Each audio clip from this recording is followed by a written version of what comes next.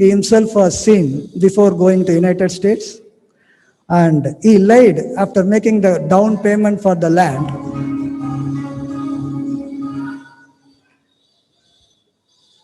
he laid the cornerstone for Sri Sri Radha-Rasabihari Mandir on 23rd March 1972. And after laying the cornerstones, Srila Prabhupada invited Giriraj Swami, who was at the time making life members in Calcutta, to come to Bombay. And in 1972, Srila Prabhupada made His Holiness Giriraj Swami as the temple president of ISKCON Bombay. And he continued doing that wonderful service until Srila Prabhupada fulfilled his promise to Sri Sri Radha-Rasabihari of making a wonderful marble palace for their lordships.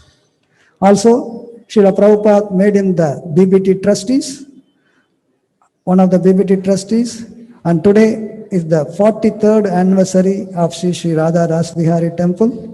On Makara Sankranti, this temple was inaugurated. Makara Sankranti is a very auspicious day.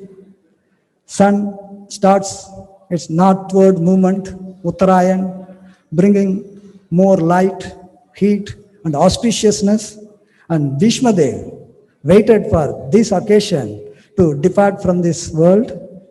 And Srila Prabhupada desired to inaugurate this temple on Vijayadashami 1977. But by the sweet will of the Supreme Personality of Godhead, Sri Sri Radha-Rasabihari Ji, he decided to open the doors of heaven on earth. On Makara Sankranti, the doors of heaven are open. Radha-Rasabihari wanted to adore the wonderful marble palace that Prabhupada has made and opening the doors of heaven on earth. Srila Prabhupada called this Juhu Bombay as heaven on earth. So on this auspicious day, Radha-Rasabihari started giving wonderful blessings for all the devotees. Also, Makara Sankranti is the day for Annadan. By giving charity for food, prasadam, one gets unlimited blessings. And on this occasion, we remember His Holiness Sridhar Swami Maharaj, who 2 decades back, more than 2 decades back, started distributing prasadam on Makara Sankranti in a modest scale. And today, by his vision and the blessings of Sri Sri Radha-Rasabihari Ji and Srila Prabhupada, today and tomorrow we are distributing 1,11,111 plates of prasadam. Hari Bol. We pray to Sridhar Swami Maharaj to bless us so that we can follow his footsteps and serve Sri Sri Radha-Rasabihari Ji more and more. Srila Prabhupada on November 21, 1974 gave Srimad Bhagavatam class on Canto 3, Chapter 25, Text 21 on the verse Titikshavaha Karunikaha. Srila Prabhupada related to how a devotee has to be tolerant and merciful. And in this verse, Srila Prabhupada spoke and related to the struggles in Hare Krishna land and also how Srila Prabhupada was so merciful, giving the blessings of the Lord for the whole world. So His Holiness Giriraj Swami Maharaj has chosen this verse to speak today, Srimad Bhagavatam class. And I request His Holiness Giriraj Swami Maharaj to give Bhagavatam class on Srimad Bhagavatam 3.25.21. Welcome, Maharaj. I request you to give the class. Over to you, Maharaj. Thank you. Hare Krishna. We also would like to welcome His Holiness Indradyumna Swami Maharaj, who has just joined the Zoom. His Holiness Indradyumna Swami Maharaj ki.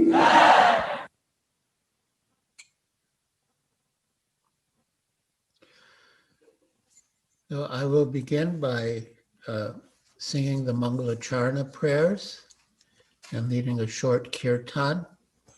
and then I will speak on Srimad Bhagavatam.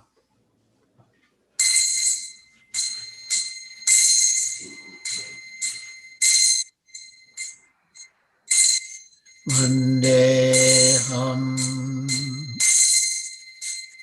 Shri Guru Shri Yuta Padakamalam Shri Guru Vaishnavanscha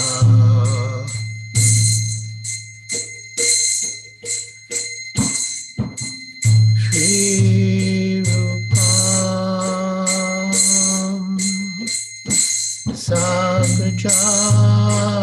Sagrajatam Sagana Raghunatham Vitam Stam Sajivam Sadvaitam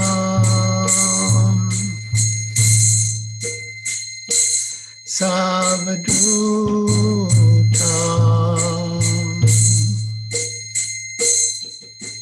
Parijana Sahitam Krishna Chaitanya Devam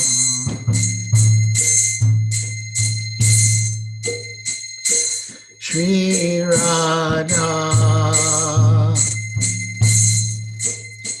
Krishna Padam Sagana Lalita Shri Vishakhanvitanscha Namah Vishnu Padaya Krishna Prestaya Bhutale Srimate Bhakti Vedanta Swami Vitinamine Namah Vishnu Padaya Krishna Prestaya Bhutale Srimate Bhakti Vedanta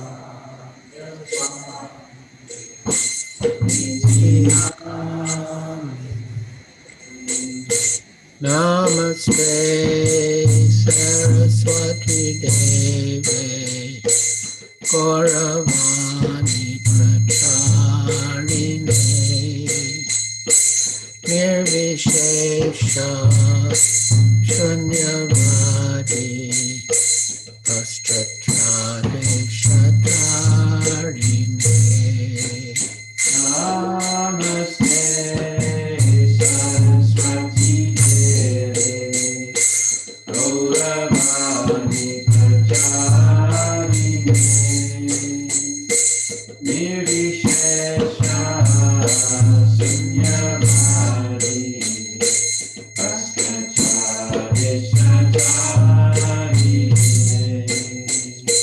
Sri Krishna Chaitanya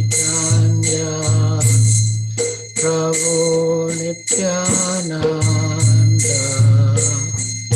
Shri Advaita Gadadhar Shivasadi Gaur Bhakta-vrinda Shri Krishna Chaitanya Prabhu Nityananda Shri Advaita Gadadhar Shivasadi Gaur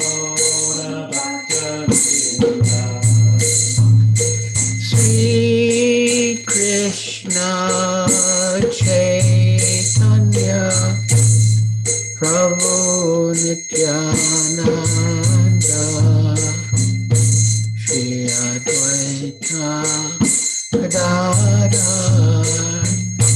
Shivasari Gaur Bhakta Vrinda.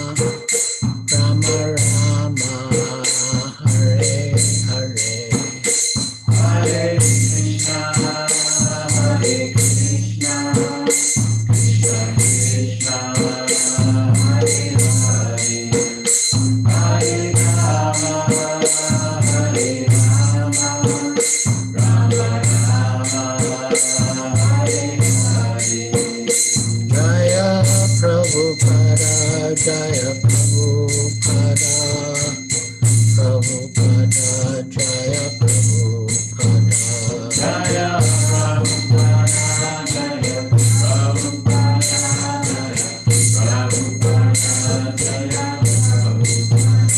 Jaya Prabhupada, Jaya Prabhupada, Prabhupada, Srila Prabhupada. Jaya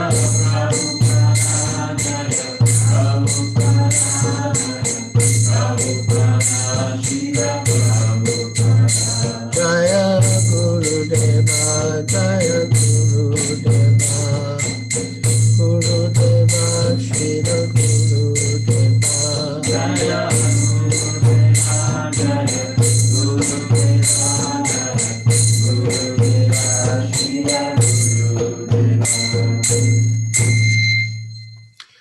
Jayam Vishnupad Paramahansa Prajakacharya Stotra Satasri Srimad Bhaktivedanta Swami Prabhupada Ki Jai. ISKCON Samstapakacharya Srila Prabhupada Ki Jai. Jayam Vishnupad Paramahansa Prajakacharya Stotra Satasri Srimad Bhaktisiddhanta Saraswati Goswami Prabhupada Ki Jai. Ananta Koti Vaishnava Vrinda Ki Jai. Namacharya Srila Haridas Thakur Ki Jai. Prem Se Kaho Sri Krishna Chaitanya Prabhu Nityananda Shri Advaita Gadadhar Shivas Adi Gaur Bhakta Vrinda Ki Jai. Shri Shri Radha Krishna Gopa Gopinath Shamakunda Radha Kunda Giri Govardhan Ki Jai. Vrindavan Dham Ki Jai. Navadvip Dham Ki Jai. Jamuna Mai Ki Jai. Ganga Mai Ki Jai. Tulsi Devi Ki Jai. Bhakti Devi Ki Jai. Samveta Bhakta Vrinda Ki Jai. Nitai Gaur Premanande Hari Hari Bol. All glories to the assembled devotees. All glories to the assembled devotees. All glories to the assembled devotees. All glories to Sri Guru and Sri Gauranga. All glories to Srila Prabhupada.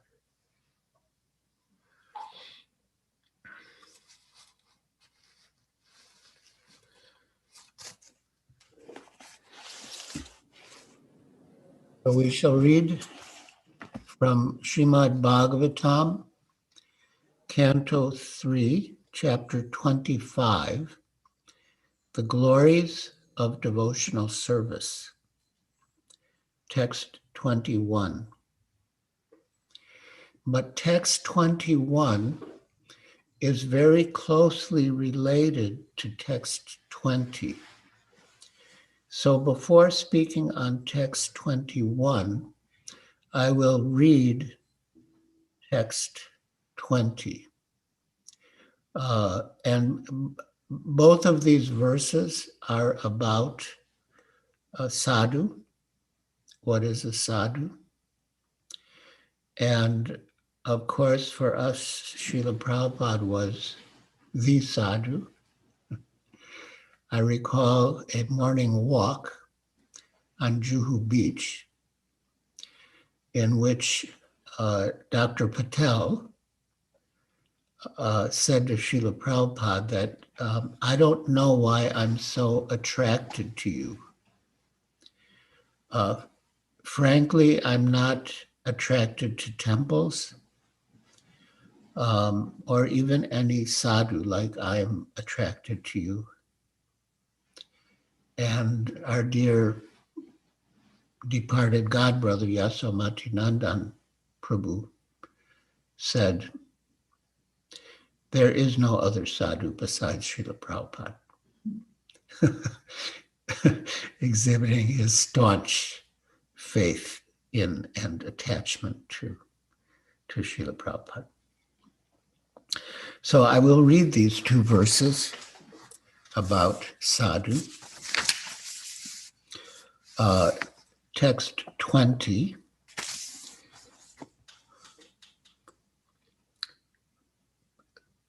Prasangam ajaram pasham atmana kavayo vidu. Sa eva sadhusu krito moksha dwaram apavritam. Translation. Every learned man knows very well that attachment for the material is the greatest entanglement of the spirit soul. But that same attachment, when applied to the self-realized devotees, opens the door to liberation. So these two words are very much contrasted. Pasham, Ajaram Pasham means entanglement, and Moksha Dwaram means the door to liberation.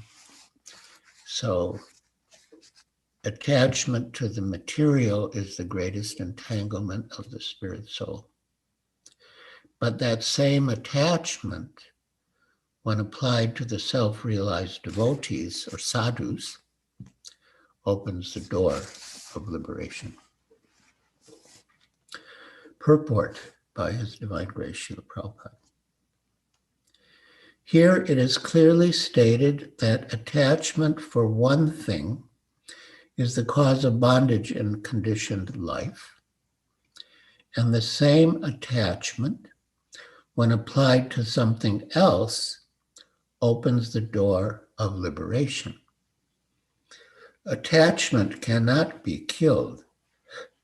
It has simply to be transferred. Attachment for material things is called material consciousness, and attachment for Krishna or his devotee is called Krishna consciousness. Consciousness, therefore, is the platform of attachment. It is clearly stated here that when we simply purify the consciousness from material consciousness to Krishna consciousness, we attain liberation. Despite the statement that one should give up attachment, desirelessness is not possible for a living entity. Now, this is a very important point because in the material world, desire and attachment bring suffering. And so one reaction, impersonal reaction, is, all right, then I will stop desiring and I will give up attachment. But actually we cannot stop desiring and we cannot stop being attached, but we can transfer the desire to serve Krishna and his devotees. And we can transfer our attachment to Krishna and his devotees. And Srila Prabhupada, by his divine grace, taught us that process. And not only did he teach us the process, but he made us attached to him. And that our attachment to him, opened up the realm of devotional service, which in a way is beyond even liberation.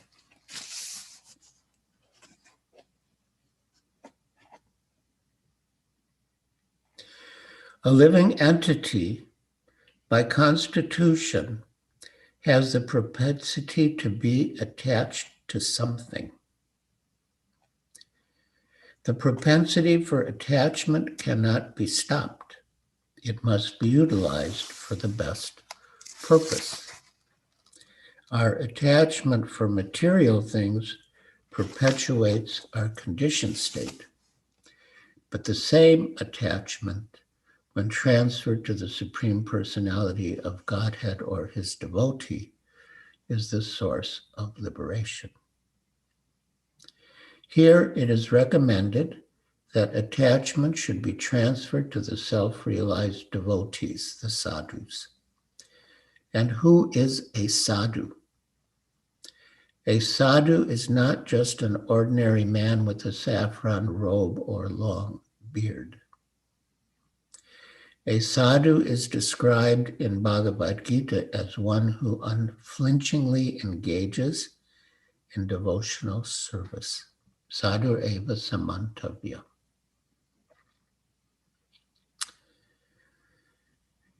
Even though one is found not to be following the strict rules and regulations of devotional service, if one simply has unflinching faith in Krishna, the Supreme Person, he is understood to be a sadhu. Sadhu eva samantavya. That was the verse that I just quoted. And in the early days of ISKCON, Srila Prabhupada said that, he was I guess you could say, making a point to illustrate the statement of the Bhagavad Gita, apichat sudaracharo bhajate mamananyapa, sadhu eva samantavya. That if you see Brahmananda smoking a cigarette, still you should know he is a great sadhu. And, there is a lot of warning in that section of the Bhagavad Gita about minimizing the value of devotees, even if by chance they fall down. And in the next verse of the Bhagavad Gita, Krishna says, Chipram bhavati dharmatma, that very soon he becomes righteous. Shantim gacchati, and he attains everlasting peace. So devotees are very, very precious and valuable, and we should honor them and worship them. And that will please Krishna. As Krishna says to Arjuna in the Adi Purana, those who claim to be my devotees are not my devotees, but those who are the devotees of my devotees, they are actually my devotees. Once when we first came to Bombay and were staying at Kailash Saksaria's home on Marine Drive, which was our first location after we arrived, Srila Prabhupada's disciple Guru Das, when Srila Prabhupada traveled, he would bring his small Radha Krishna deities with him. So that was the setting, that Guru Das was in Srila Prabhupada's room with him at Kailash Saksaria's home with Srila Prabhupada's Radha Krishna deities present.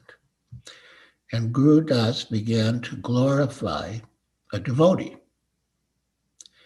And then he caught himself, because the nectar of devotion says that one should not glorify anyone in front of the deity. So Guru Das stopped himself and he said, I'm so sorry, Srila Prabhupada, the nectar of devotion says this, and I was glorifying someone in front of the deity. And Srila Prabhupada replied that Krishna is already glorified, but he takes more pleasure when his devotee is glorified. Even devotees like us. So, yes, Krishna is pleased when we glorify devotees, when we glorify sadhus and appreciate them and serve them. And that's our life and soul. To serve the devotees, to please Srila Prabhupada, and ultimately Radha-Rasabihari.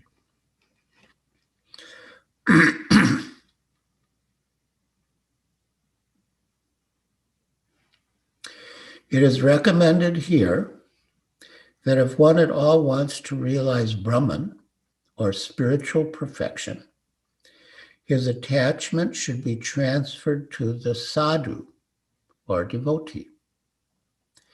Lord Chaitanya also confirmed this. Lava matra sadhu sange sarva siddhi hai. Simply by a moment's association with a sadhu, one can attain perfection. Well, how can one attain perfection just by a moment's association with a sadhu? Srila Prabhupada explains because the sadhu will teach one about devotional service to Krishna. And then, when one engages in devotional service to Krishna, one will attain all perfection. Mahatma is a symptom of sadhu. It is said that service to a Mahatma, or elevated devotee of the Lord, is Dwaram Ahurvi Mukte. It opens the door to liberation. Mahatseva Dwaram Ahurvi Muktes Tamo Dwaram Yoshitam Sangi Sangam. Srimad Bhagavatam 5.5.2. Rendering service to the materialist has the opposite effect. If anyone offers service to a gross materialist or a person engaged only in sense enjoyment, then by association with such a person, the door to hell is opened. The same principle is confirmed here. So, asat sangha tyaga e vaishnavachar.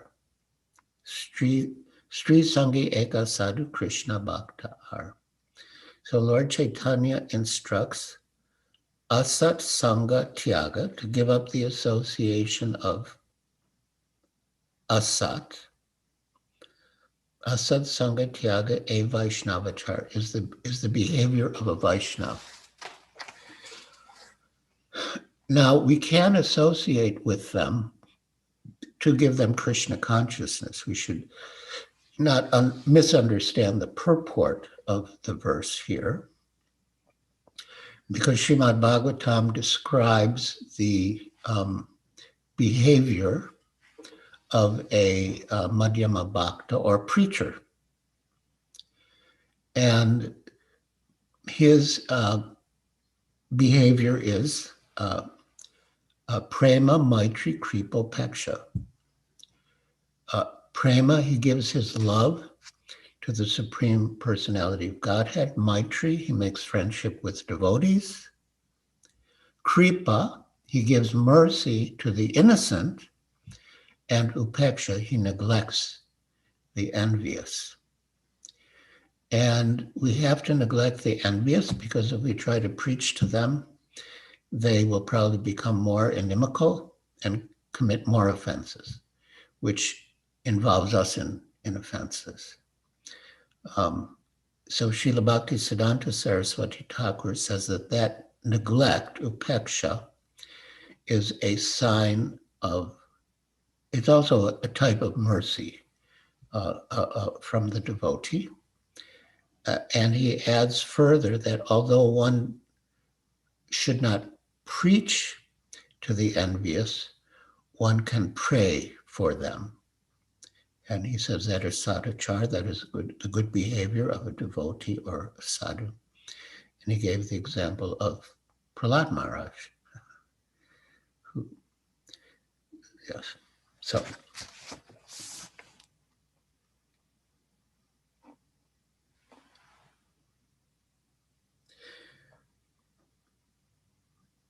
If anyone offers service to a gross materialist or a person engaged only in sense enjoyment, then by association with such a person, the door to hell is opened. The same principle is confirmed here. Attachment to a devotee is attachment to the service of the Lord, because if one associates with a sadhu, the result will be that the sadhu will teach him how to become a devotee, a worshiper, and a sincere servitor of the Lord. These are the gifts of a sadhu. We're so grateful to Srila Prabhupada. If we want to associate with a sadhu, we cannot expect him to give us instructions on how to improve our material condition, but he will give us instructions on how to cut the knot of the contamination of material attraction and how to elevate ourselves in devotional service. That is the result of associating with a sadhu. Kapila Muni, first of all, instructs that the path of liberation begins with such association. So during the long struggle to get permission to build the temple for Radha-Rasabihari and to ultimately build it, at one stage, Srila Prabhupada spent 4 months continuously in Bombay, which was a long time. Of course, we were very happy about it. And during that time, he spoke about Lord Kapila's instructions to Devahuti on devotional service. And he said that his talks should be collected and published as a book, which it was, the teachings of Lord Kapila to Devahuti. So, every morning we would hear Srila Prabhupada speak on this section. So now we come to the verse that will be the official verse on which I speak. And so we'll follow the more usual procedure for a Bhagavatam class. Om Namo Bhagavate Vasudevaya. Om Namo Bhagavate Vasudevaya. Om Namo Bhagavate Vasudevaya. Om Namo Bhagavate Vasudevaya. Om Namo Bhagavate Vasudevaya. Om Namo Bhagavate Vasudevaya. We read from Srimad Bhagavatam, Canto 3, Chapter 25, The Glories of Devotional Service, Text 21. Titikshava Karunika Surida Sarvadehinam Ajata Shatrava Shanta Sadhava Sadhubhushana.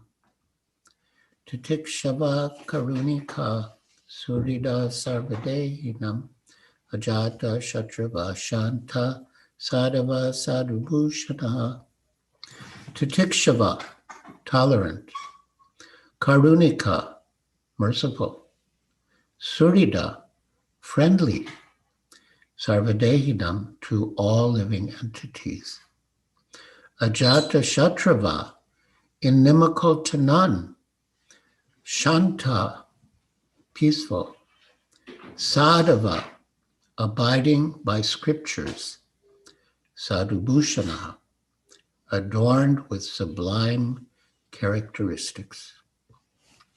Translation. The symptoms of a sadhu are that he is tolerant, merciful, and friendly to all living entities. He has no enemies. He is peaceful. He abides by the scriptures, and all his characteristics are sublime. Purport by Srila Prabhupada. A sadhu, as described above, is a devotee of the Lord. His concern, therefore, is to enlighten people in devotional service to the Lord. So this is very significant that a devotee's concern is not his own liberation. That is already there. But his concern is to enlighten people in devotional service of the Lord. And that, of course, was exemplified by Srila Prabhupada, and he has taught us and encouraged us to follow in the same line.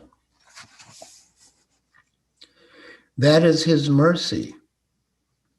So the Karunika, the sadhu is merciful. And what is his mercy? That he tries to enlighten people in devotional service. That is his mercy. He knows that without devotional service to the Lord, human life is spoiled. A devotee travels all over the country from door to door preaching, be Krishna conscious. Be a devotee of Lord Krishna. Don't spoil your life in simply fulfilling your animal propensities. Human life is meant for self-realization or Krishna consciousness. These are the preachings of the sadhu. He is not satisfied with his own liberation. He always thinks about others. Yes, it is said of a devotee, paradukkha dukhi, that he feels sorry in the sorrow of others. Paradukkha dukhi, that is a Vaishnava. And he translates that sorrow into the effort to relieve people's suffering, to make them happy by Krishna consciousness. And that's our mission.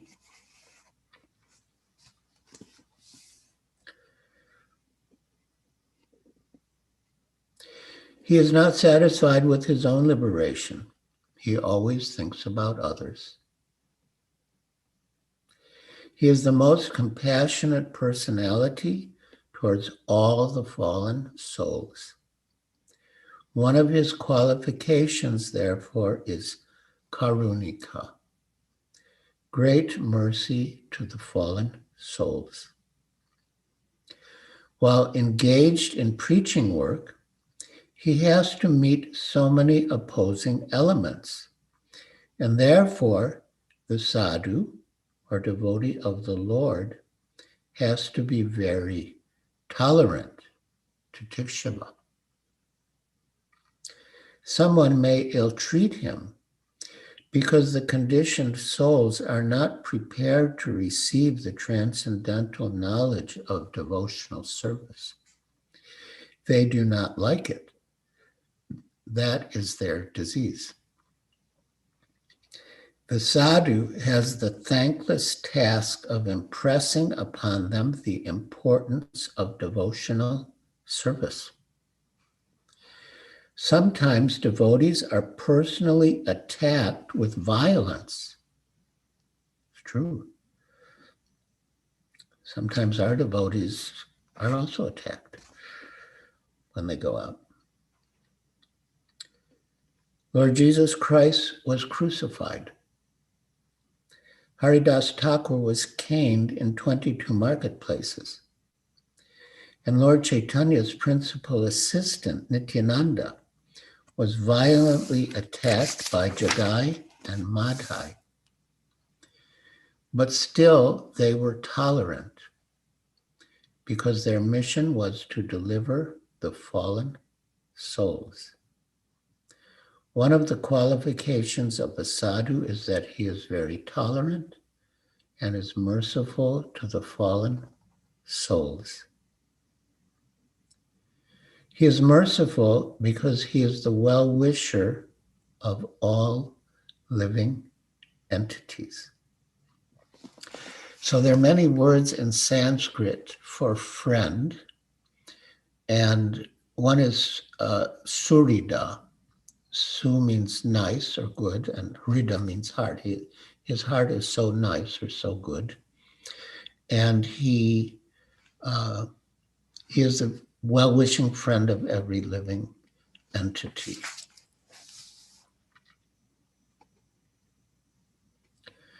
He is not only a well-wisher of human society, but a well-wisher of animal society as well.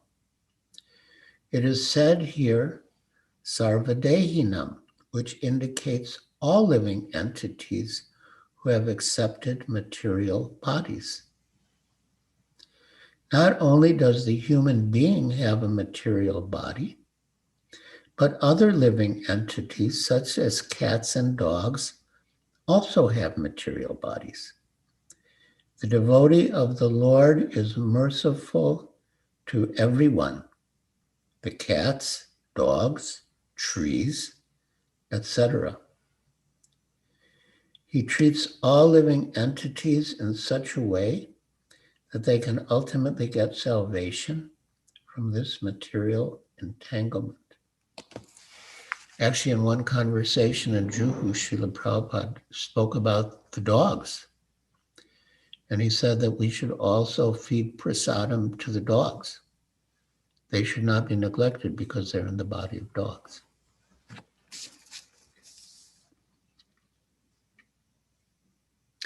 Shivananda Sen, one of the disciples of Lord Chaitanya, gave liberation to a dog by treating the dog transcendentally. There are many instances where a dog got salvation by association with a sadhu, because a sadhu engages in the highest philanthropic activities for the benediction of all living entities. The position of a sadhu, the nature of a sadhu is so exalted. Yet although a sadhu is not inimical towards anyone, the world is so ungrateful that even a sadhu has many enemies. What is the difference between an enemy and a friend? It is a difference in behavior. A sadhu behaves with all conditioned souls for their ultimate relief from material entanglement. All conditioned souls. Therefore, no one can be more friendly than a sadhu in relieving a conditioned soul. A sadhu is calm, and he quietly and peacefully follows the principles of Scripture. A sadhu means one who follows the principles of Scripture and at the same time is a devotee of the Lord. One who actually follows the principles of Scripture must be a devotee of God, because all the Shastras instruct us to obey the orders of the personality of Godhead. So this is an explanation of sadhava, abiding by the Scriptures. If one abides by the Scriptures, and it's the quality of a sadhu to abide by the Scriptures, he must be a devotee, because all the Scriptures tell us to surrender to Krishna and become his devotee. One who actually follows the principles of Scripture must be a devotee of God, because all the Shastras instruct us to obey the orders of the personality of Godhead.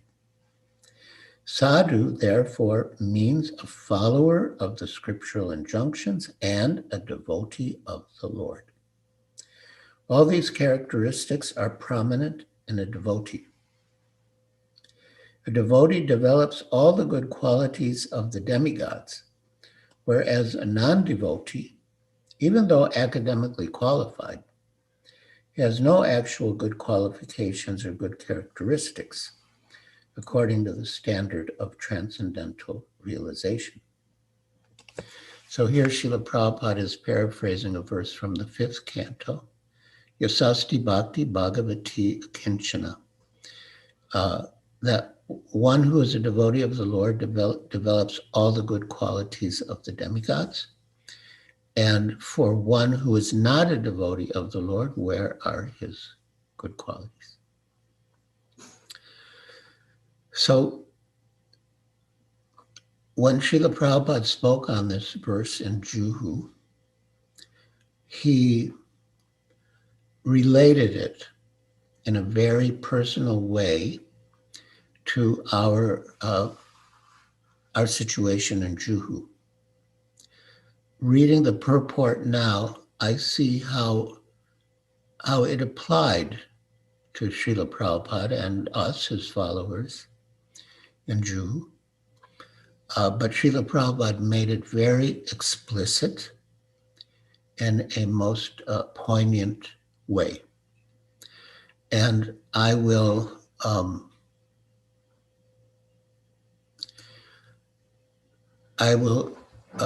quote a little of what Srila Prabhupada said. So every morning in the temple, Srila Prabhupada would speak on Srimad Bhagavatam 325 during that period.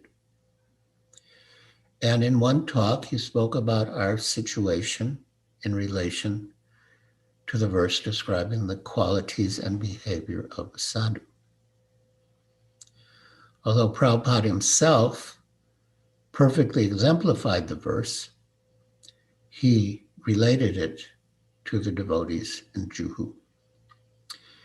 And he said, "Here all the boys and girls, the devotees, they are concerned with Radha Krishna. That's all. Their whole business, day and night, is Radha Krishna.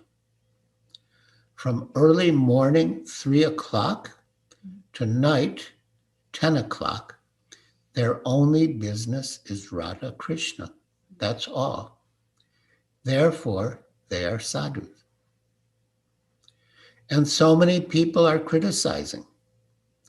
We are not getting the sanction to build because we have so many enemies. They say we are creating a nuisance. We are chanting the Hare Krishna mantra, and that is a nuisance. This complaint is going to the police. So yeah, the police commissioner, he refused the NOC, the no objection certificate, for us to build a temple on the basis that the bhajans, which have been a nuisance, will become more of a nuisance if we get the temple. And those words of the police commissioner really upset Srila Prabhupada. And eventually he wrote a letter to the police commissioner, a brilliant letter in which, he described kirtan, Satyatam Kirtayanto Mam, that it's the activities of Mahatmas. And he appealed to the police commissioner as if he were like a Vedic king, to give protection to the devotees from the people who were harassing them. And it turned out that the police commissioner was under the Home Secretary in the government of Maharashtra. And the Home Secretary was like a very high position in the government. And the Home Secretary had somehow come under the influence of Pushpakant Matre, who was, you could say, an accomplice of Mr. Nair, and very inimical to the devotees. So, I submitted the letter on Srila Prabhupada's behalf, and after some time, Srila Prabhupada said, "Have you heard anything from the police commissioner?" Which we hadn't. And then he said, "I should go down to the police commissioner's office and inquire." So I went down and I met the commissioner's secretary, who said that the commissioner had told him that he had never received such a brilliant letter in his life. It was a brilliant letter. But because of, the police commissioners being under the Home Secretary, who was under the influence of Pushpakant Matre, he still didn't give the permission. So that's a little background about nuisance. So coming back to what Srila Prabhupada said on this verse, and so many people are criticizing. We are not getting the sanction to build because we have so many enemies. They say we're creating a nuisance. We're chanting the Hare Krishna mantra, and that is a nuisance. This complaint is going to the police. So that is very difficult. Then Srila Prabhupada, filled with emotion, exclaimed, therefore a sadhu is advised to tikshava, tolerate all this nonsense. What can be done? We have no other alternative but to tolerate. Nobody's coming to help us. Our business is so thankless because we are trying to create one temple. So many enemies are giving hindrance. You cannot do it. Therefore, to tikshava, you have to remain sadhu. You cannot become a sadhu. You have to tolerate. What can be done? At the same time, you have to be merciful. You know what happened in this place, Hare Krishna land? So much attack by the police, by the municipality, break the temple. We could have left, concluding, what is the use of taking so much botheration? We have hundreds of temples outside India. If people here are not liking, let us go away. But no, Karunika. We have come to distribute Krishna consciousness. We must tolerate and give this message to the people. Karunika, very merciful in spite of all trouble. These American boys and girls have come to help me. Not that they have come because they are hungry. No. My mission is, you Americans, you chant Hare Krishna so the people of India will see, oh, Americans are also chanting.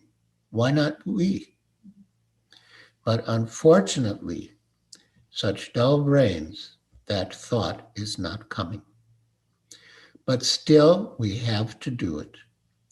We have to tolerate, and we have to become karunika, merciful. Why should you want to be merciful? Paraduka duki, kripambu diryas tamaham prapadye.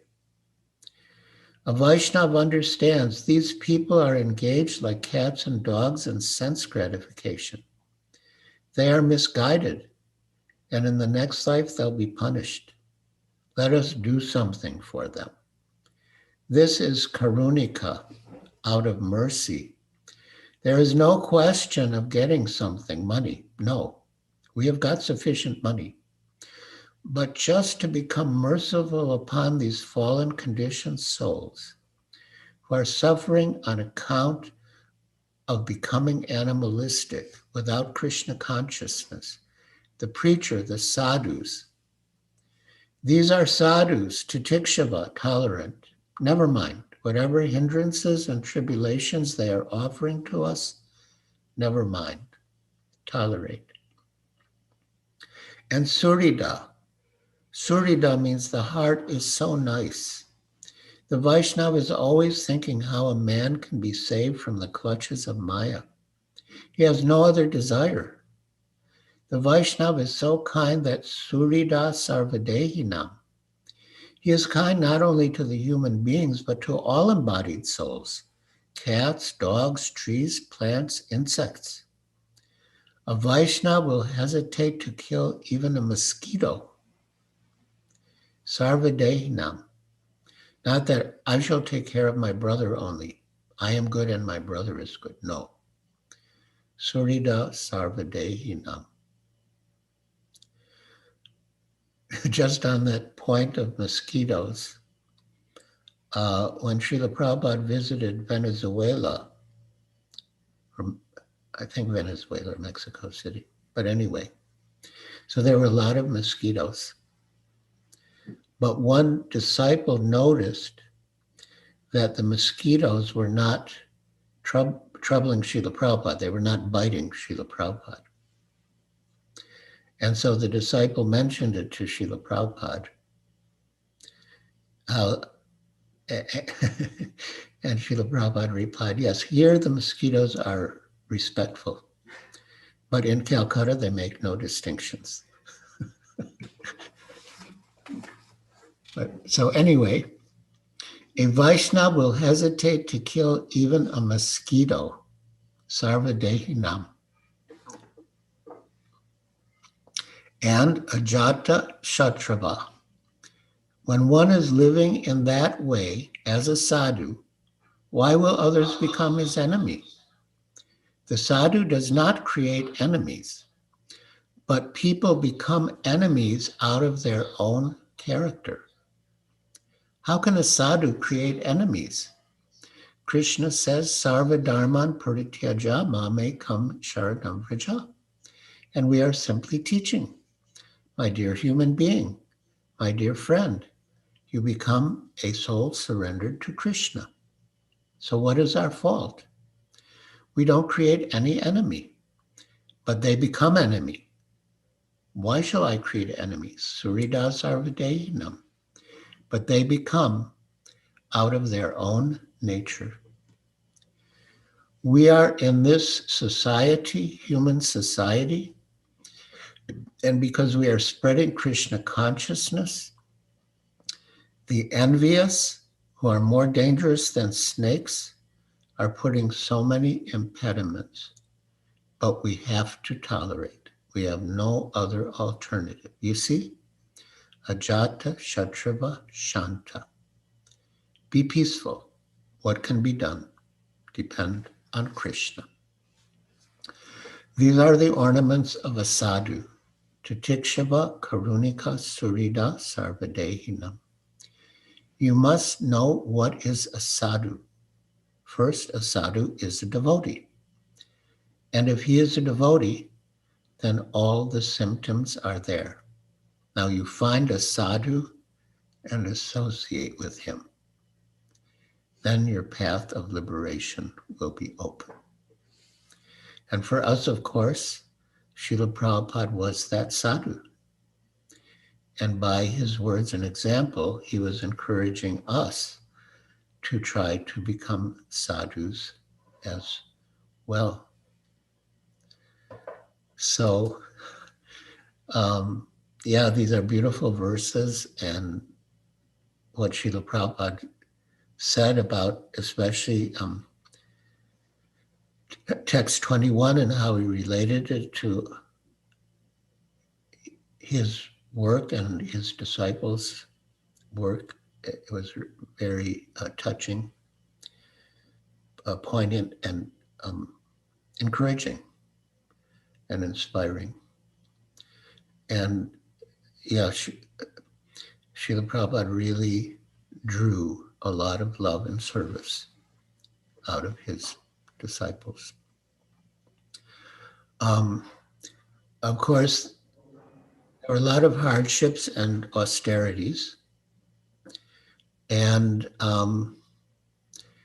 there was the infamous hut on the back of Hare Krishna land. But one devotee named Manasatita, a very nice, simple devotee from Italy, he shared something really nice about his experience of living in the hut. And he said, we were living in bad conditions, but inside our hut, we were happy because Prabhupada was there and we were safe from materialistic life.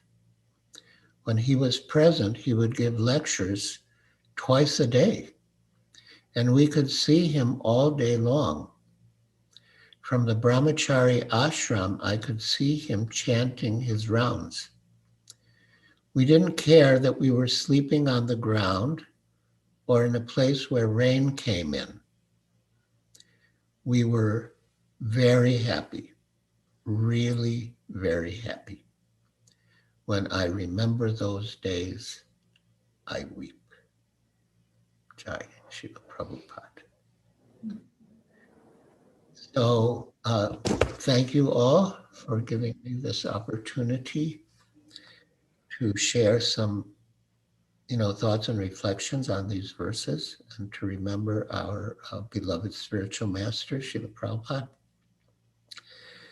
and his service to the people of Bombay and to his worshipful lords, Shri Shri Radha-Rasabihari.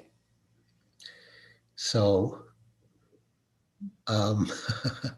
yeah, I don't know where we stand on time. If we have time for questions or comments, I'm happy if there is. But then again, if we have to move along with the program, I'm fine with that also. Hare Krishna. Hare Krishna Maharaj, we thank His Holiness Giriraj Swami Maharaj.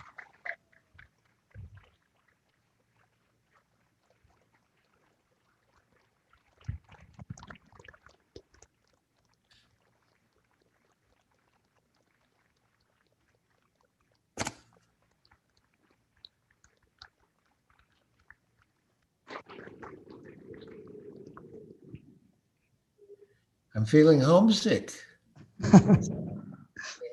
We are feeling separation, Maharaj. So there are few questions in the temple, Maharaj. So we will take that. And then our next section of the program is release of the book, I Will Build You a Temple, the Juhu story by His Holiness Giriraj Swami Maharaj. So we will be having His Holiness Gopal Krishna Goswami Maharaj, who is present personally here in the temple, will speak for a few minutes. And then we will have His Holiness Radhanath Swami Maharaj will speak on the book. And also we will have His Holiness Indradyumna Swami Maharaj speak on this book.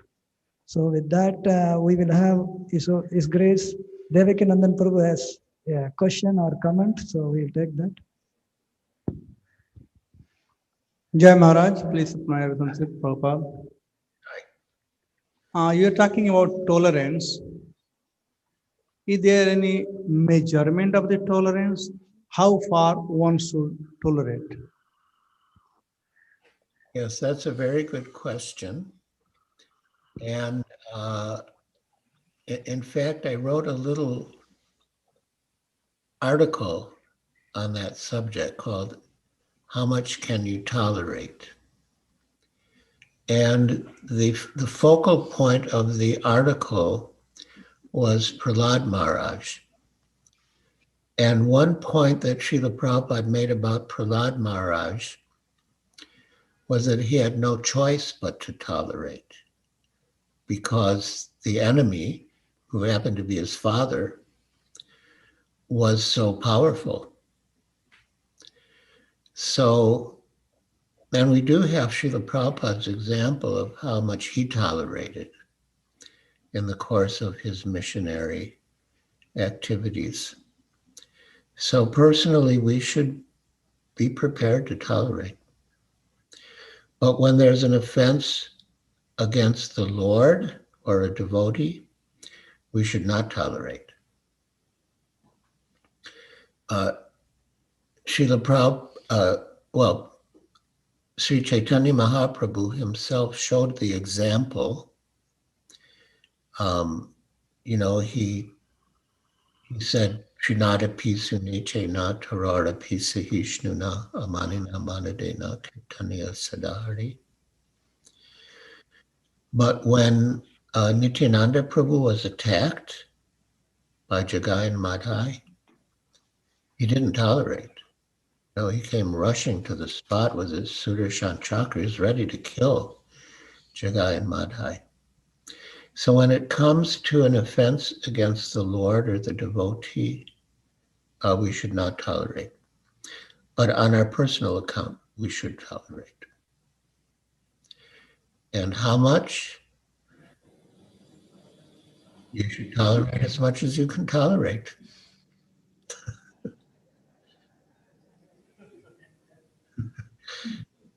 Is that all right? Thank you, Maharaj.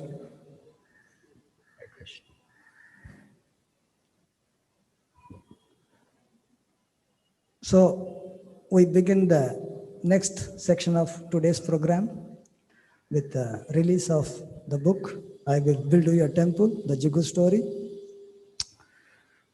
Srila Prabhupada asked His Holiness Giriraj Swami Maharaj to write, recognizing his talent to write. So Giriraj Maharaj has written the books Watering the Seed, Many Moons, Reflections on Departed Vaishnavas, Life's Final Exam, Death and Dying from Vedic Perspective. All these books are published by Maharaj. And Srila Prabhupada, in his desire to establish a first-class preaching center in the city of Bombay, he entered into an apparently simple land purchase deal, which turned out to be forcing him to fight for Radha-Rasabihari. And Srila Prabhupada fought valiantly. Yatra Yogeshwaro Krishna, Yatra Partho Dhanurdharah, Tatra Sri Vijayo Bhutir. Wherever there is Krishna, wherever there is Arjuna, and wherever there is a pure devotee of the Lord, victory is there. So Srila Prabhupada was victorious. And after signing the purchase deal for this Hare Krishna land, Prabhupada said, it was a good fight. There is a standee there. It was a good fight. Someone should write a book about it. This is Prabhupada's own word. So, Srila Prabhupada acted as the commander-in-chief for Krishna, and on the ground, we had the field commander in the form of His Holiness Giriraj Swami Maharaj.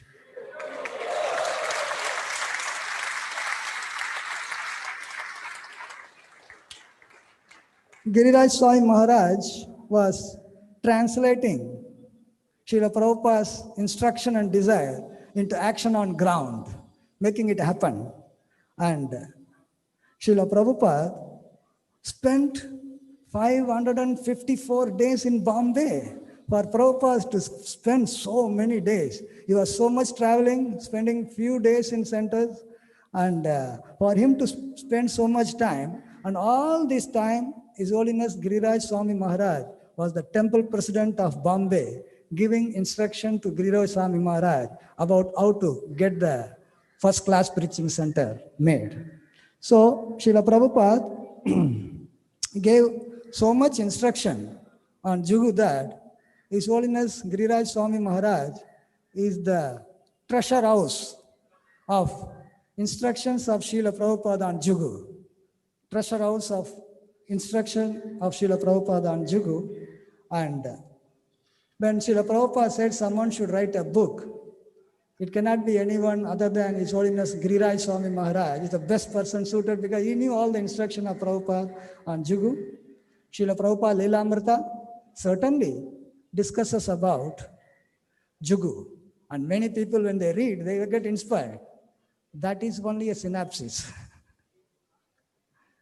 What we are going to have now is the real thesis. I will build you a temple is the real thesis. Exactly like in Srimad Bhagavatam, Lord Ramachandra's pastimes are discussed very briefly, whereas Ramayana is a itihasa.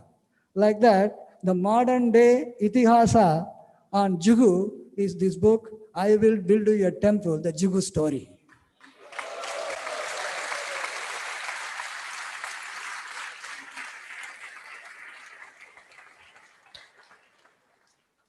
With so many twists and turns, like a very interesting novel, twists and turns, this book will remain in the history of ISKCON's establishment, Srila Prabhupada establishment, as an important chapter, Juhu chapter. And this book will serve the purpose of giving the accurate information.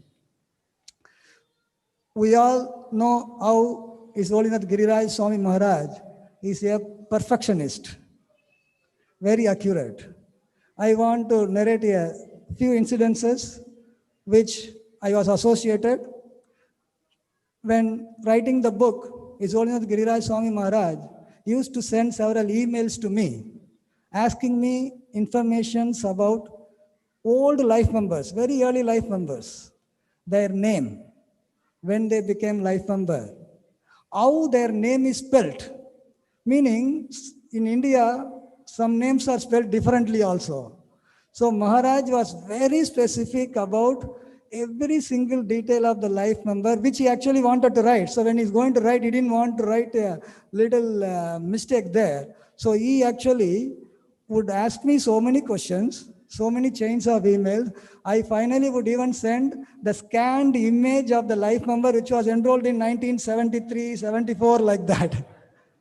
And Maharaj will be very happy getting the right information, exact information, and he will actually incorporate in the book. There is a saying that when you are cooking rice, you want to check whether the rice is cooked or not, you take only 1 grain of rice and test it cooked. If it is cooked, whole pot of rice is cooked. So in that way, I can only stand as a guarantor for any life member information written in this book, any life member information written in this book, they are accurate. Because I have evidence for it. The old life membership form signed by that person, the very person who became life member. Accurate information is provided in this book, and I extrapolate that to say it is all accurate information, and it is Hare Krishna land as happened from 1972 to 78 as it is.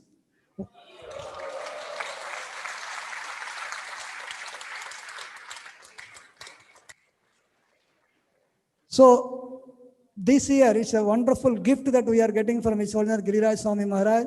This year is the 125th anniversary of Srila Prabhupada.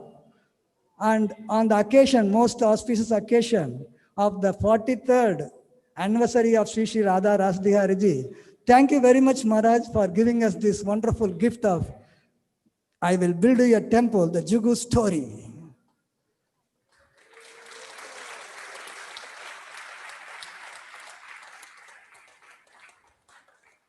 Thank you With for that, we, yes, Yes. Maharaj, please go ahead. Please go ahead. say that thank you for those encouraging and humbling words. And it's true, I really did take pains to make sure that everything was exact and accurate. And thank you for sending me all the old records so that I could make sure that all the names of the old life members were spelled properly. Thank you very much for giving a little opportunity, like a squirrel got a little opportunity for your, desire of fulfilling Srila Prabhupada's instruction to write a book. And thank you very much for giving an opportunity, Maharaj. Thank you. So we now request His Holiness Gopal Krishna Goswami Maharaj. Gopal Krishna Goswami Maharaj will speak, and Maharaj, after meeting Srila Prabhupada in 1968, was initiated in 1969, and Srila Prabhupada appointed His Holiness Gopal Krishna Goswami Maharaj as the GBC in December 1974. And Maharaj came to Bombay in 1975, March 1975. And from March 1975 till to date, His Holiness Gopala Krishna Goswami Maharaj is serving Sri Sri Radha-Rasabihari ji 45 years as GBC member.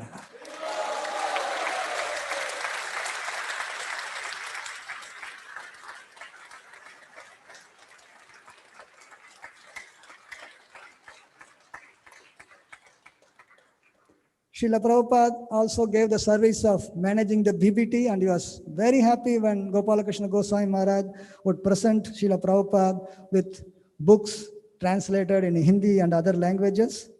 And Maharaj, Gopala Krishna Goswami Maharaj, also played important role played important role in getting permission for building the temple, including meeting the chief minister of that time, S.B. Chavan, along with His Holiness Giriraj Swami Maharaj, and also played an important role in the opening of the temple. So recognizing all these things, His Holiness Gopal Krishna Goswami Maharaj was given a doctorate, D.Litt, by the JJTU University. And so I request His Holiness Dr. Gopal Krishna Goswami Maharaj to speak about the Juhu story.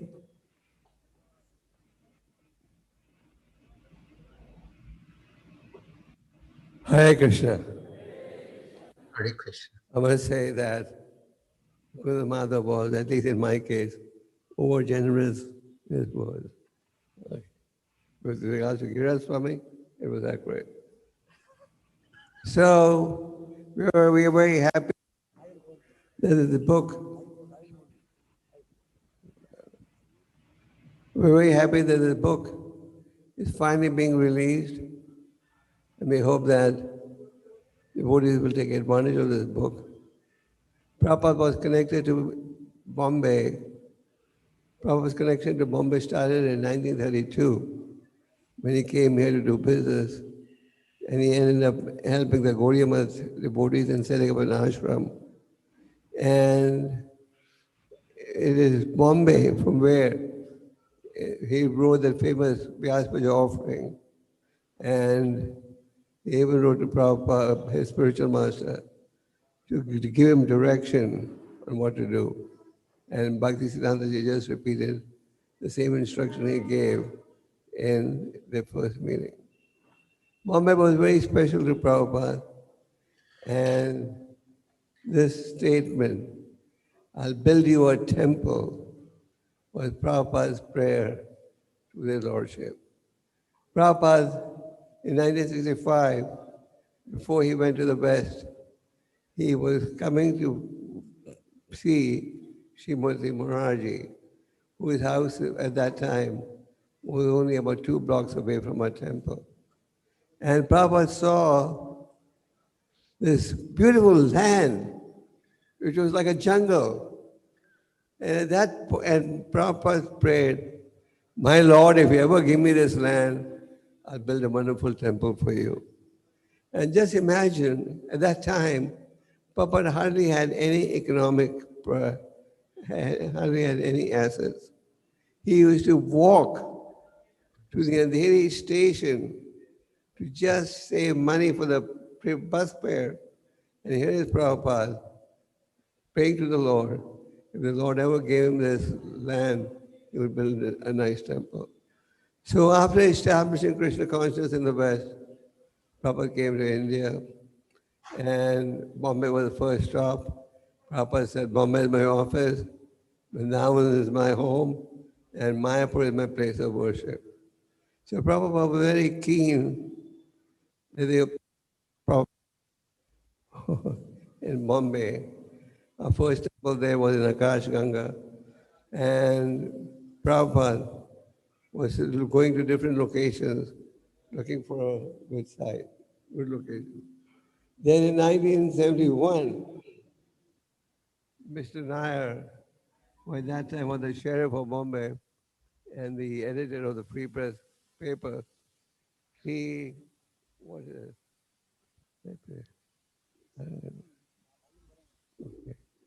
and Prabhupada was offered this land in 1971. And Prabhupada, when he saw the land, he was ready to buy it at once. When he came here, he could remember that this is the land that he had seen before he went to the West. And he had prayed to the Lord, "If you ever give me this land, I'll make a temple for you." So Srila Prabhupada had this great desire.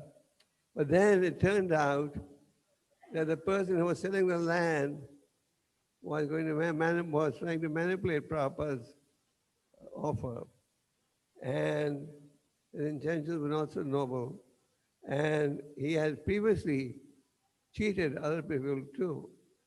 So Prabhupada decided that he has to get this land because he had promised their lordship.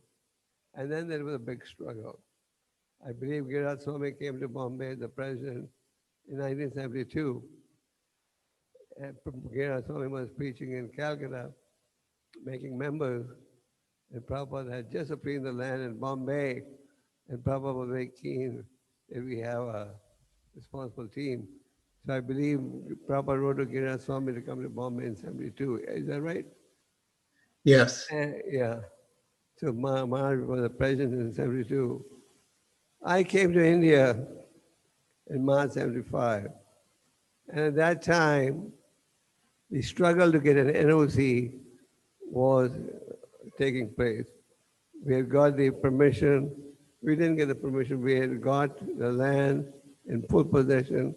We didn't have the NOC. Prabhupada was determined to have a temple here. And Prabhupada was ready to fight the battle. We fought the battle. And getting the NOC was a real challenge. Giriraj Swami and I used to go together at that time to Sachivala, you remember? And at that time, we didn't have any cars or any means of transportation. I believe we had railway passes, first class pass. And Maharaj and myself used to go there every day to different offices in Sachivala. We happened to meet one politician of the Congress Party, Mr. Sawant, who was the president of the P.K. Sawant, president of the Congress Party in Bombay. And Mr. Sawant was a pious man. At that time in India, they had the emergency imposed by Indira Gandhi. So a lot of things were suspended at that time. So we explained our problem to Mr. Sawant, who eventually took us to the chief minister, who at that time was L.B. Chauhan. He was also a nice man. So when we explained to him the problem we were facing, I remember he phoned the police commissioner in front of us and said, give them the NOC. And because that was an emergency period, people had to follow the law more strictly. So when we started work on this temple, so in 1975, when I came in March 75, the first thing Prabhupada said is, complete this temple in 6 months. I think I told you about that. So we started the construction. We had a very nice Dutch devotee, Srila, who was the architect. But the work wasn't going very fast. So then we went to Mr. Dheer's office, residence in Bandra. You remember? Office of Bandra Seaface. Mr. Dheer was a life member and the vice president of ECC. That was a subsidiary of the Larsen and Toubro. And we brought Mr. Dheer to meet Prabhupada. And Dheer said he will take up the contract to his company to build this temple. So at the time that we were digging to construct the temple, those who were digging, they found a plaque in which indicated that there was a Ganesh temple over there. So we took that plaque.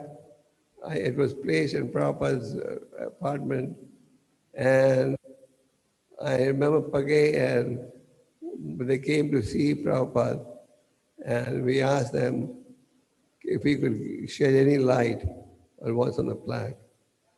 Looking at the Marathi script on the plaque, they said, this means there was a temple of Ganesh here more than 500 years ago, and this Marathi script is at least 500 years old. So Prabhupada was happy that on this land, at this location, there was a temple. So one of our great desires was to open the temple before Prabhupada left the planet. Prabhupada's health was deteriorating, and Prabhupada stayed. We had gone to Mahabaleshwar, I think, and on the way back, Prabhupada wanted to stay. Prabhupada was determined to stay in his apartment on the 5th floor. The apartment wasn't fully ready. Prabhupada said, if I don't move there, this work will go on and on. And while Prabhupada was on his 5th floor apartment, construction was still going on. And when you're constructing, there's always some noise. Devotees asked Prabhupada, is this noise disturbing you? And Prabhupada said, no, this is kirtan. Because the noise was there, because they were building a temple for the Lord. So Prabhupada left the planet in November, and before he left the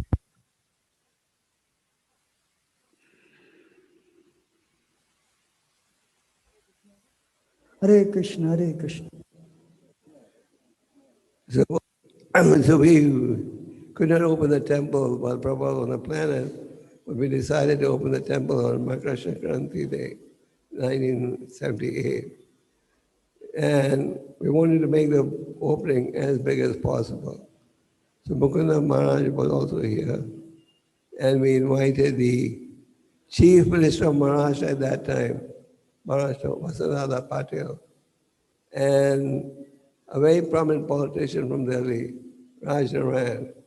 He had become very famous in India because he defeated Indira Gandhi in the election. So Raj Narayan was a minister for health, central minister.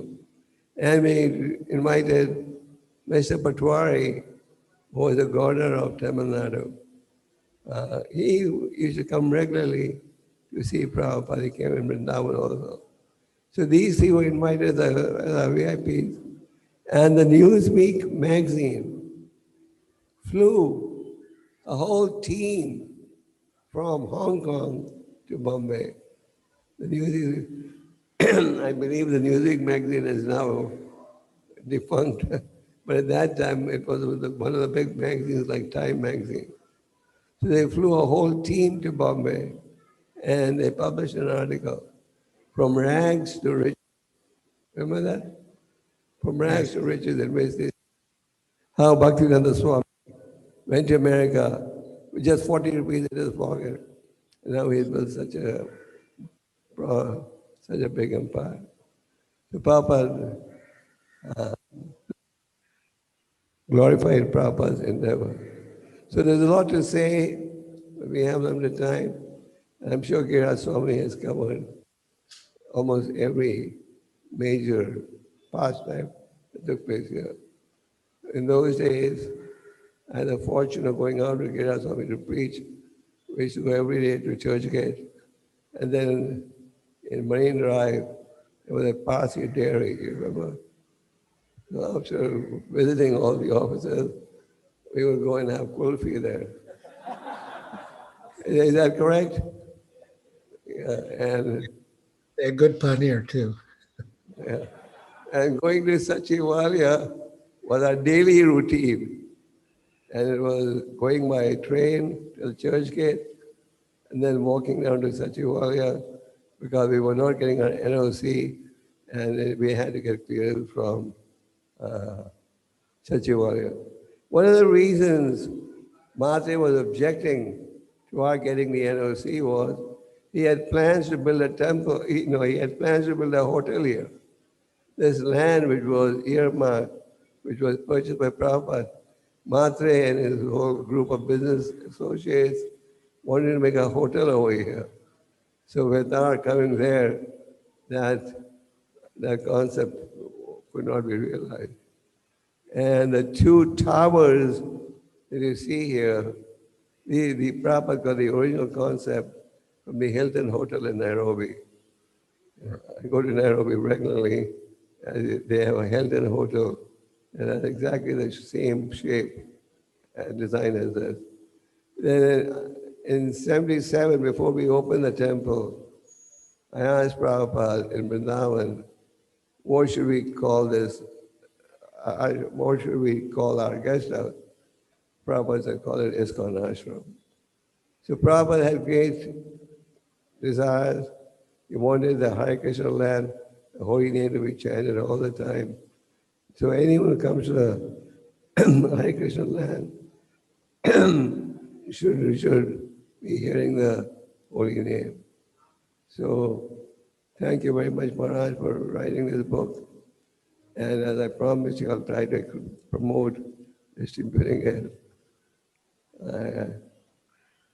And I'm sure people will buy it, so they'll get a full-time account of Prabhupada's pastime. So thank you very much. Hare Krishna.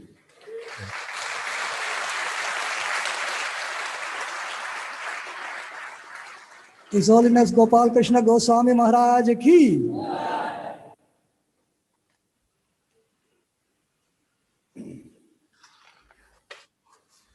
We are very fortunate to have His Holiness Radhanath Swami Maharaj with us today. Radhanath Swami Maharaj has strong connection to Bombay. The Cross Maidan program was a turning point in his journey home, and his connection remains. And he has very special feelings for Sri Radha-Rasabihari ji and Hare Krishna land here, for being in touch with Srila Prabhupada's devotion.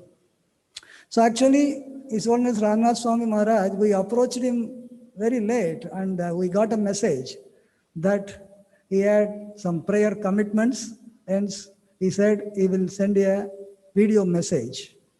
And yesterday we were very nervous. We didn't get a message.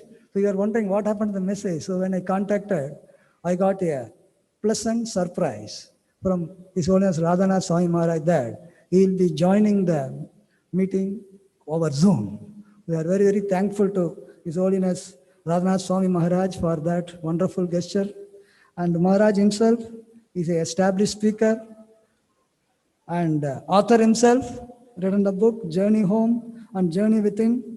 And we are very, very happy to have His Holiness Radhanath Swami Maharaj with us. And I request you to inspire us to speaking on the Juhu story. Over to you, Maharaj.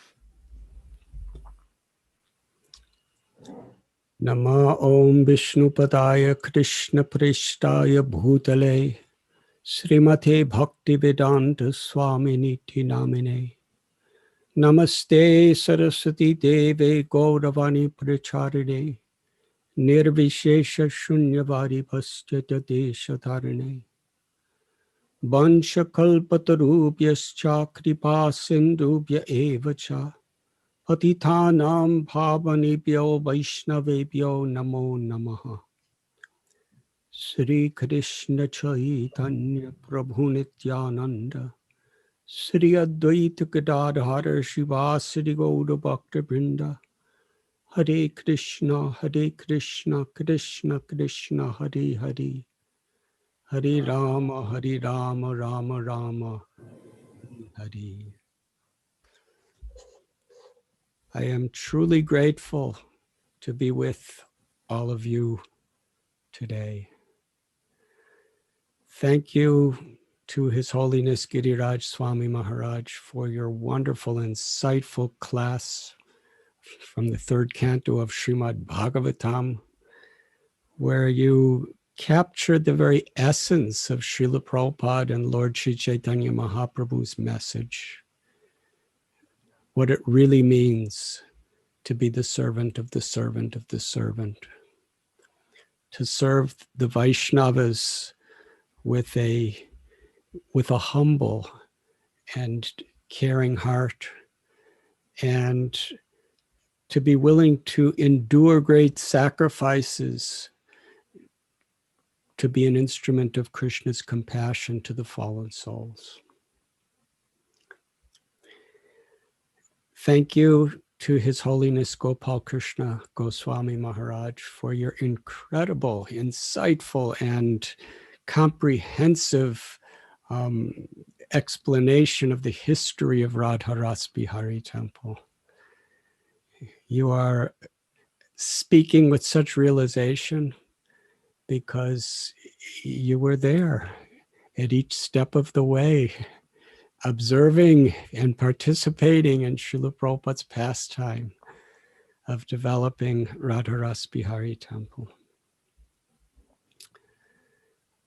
Today really is historical. This wonderful book entitled I'll Build a Temple for You, which was Srila Prabhupada's intimate, heartfelt prayer to Sri Sri Radha-Rasabihari. What an incredible story for all time to come. Srila Prabhupada, in that prayer, which was like a seed, and like a seed begins underground, nobody sees it. And sometimes when it starts to just sprout, it's endangered in so many ways. Srila Prabhupada not only offered the prayer, but he surrendered to the fulfillment of that prayer. And this principle of Sharanagati, or surrender, is at the very heart of our Guru Parampara. As His Holiness Gopal Krishna Goswami Maharaj explained, Srila Prabhupada was given this instruction to take the message of Lord Chaitanya to the Western world in 1922. And he surrendered to that instruction. And then, just approximately one fortnight before Srila Bhakti Siddhanta Saraswati Thakur Prabhupada departed from this world, he wrote a letter to Srila Prabhupada with the same message. If you want to please me, take this message of Sri Chaitanya Mahaprabhu to the world in the English language. So Bombay was such an important place for Srila Prabhupada. And the history of how he surrendered to the instruction of his spiritual master. He took the message of Lord Chaitanya and our parampara to America, to Europe, South America, Russia, Africa, Australia. But he spent the maximum amount of time in Bombay. It was so important to him. He built a beautiful temple in Vrindavan. He was developing a wonderful project in Mayapur, but the maximum amount of energy and money he was dedicating to building a temple for Radha-Rasabihari in Bombay. Bombay was just so important to Srila Prabhupada. Not only for India, but for the whole world. And at that time when there was nothing there, and there was such imminent struggle, pain, opposition, Srila Prabhupada called upon His Holiness Giriraj Swami Maharaj to come. And he gave him the charge of the temple. Giriraj Maharaj at that time was not a GBC, he was not a sannyasi, he was a brahmachari. He had very little experience in India. He made some life members in Calcutta. But Srila Prabhupada, he trusted totally the dedication of His Holiness Giriraj Swami Maharaj. He trusted that here is a person who was 100% surrendering his life with no ulterior motives to assist me in the mission of my Guru Maharaj. Obviously, Srila Prabhupada was seeing it that way.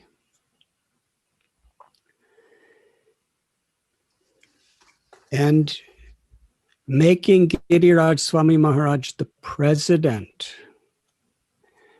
at a time when it was so difficult. And even though so many challenges and setbacks came, Srila Prabhupada never removed Giriraj Swami Maharaj from being president.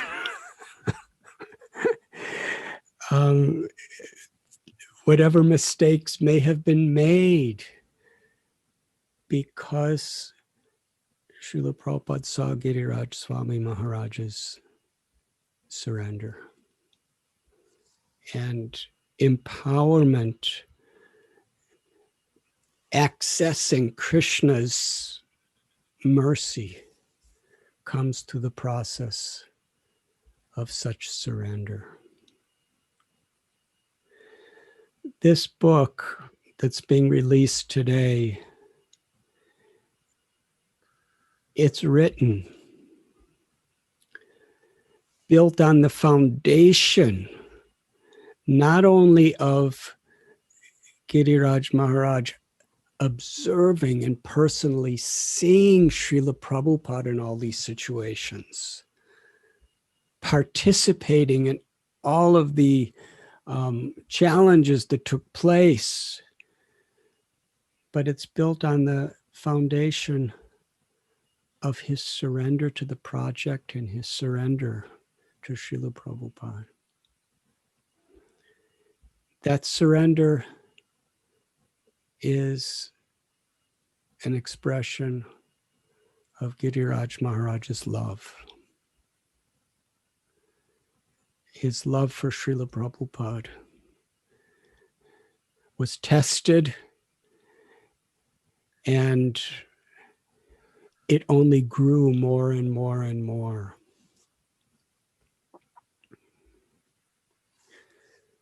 No one else could have written this book in this way. His Holiness Giriraj Swami Maharaj is one of my dearmost friends. He's always been a mentor to me.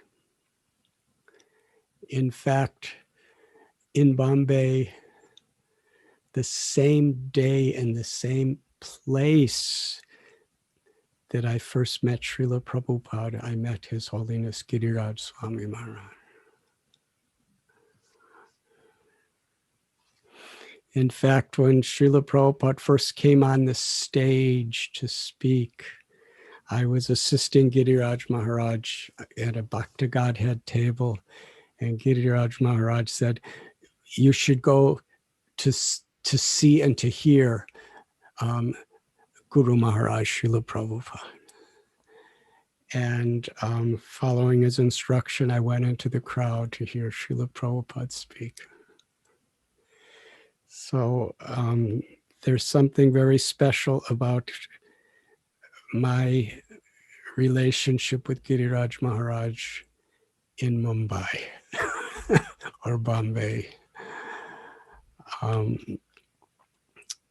We have all been, for years and years, waiting eagerly, anxiously for this book to be released.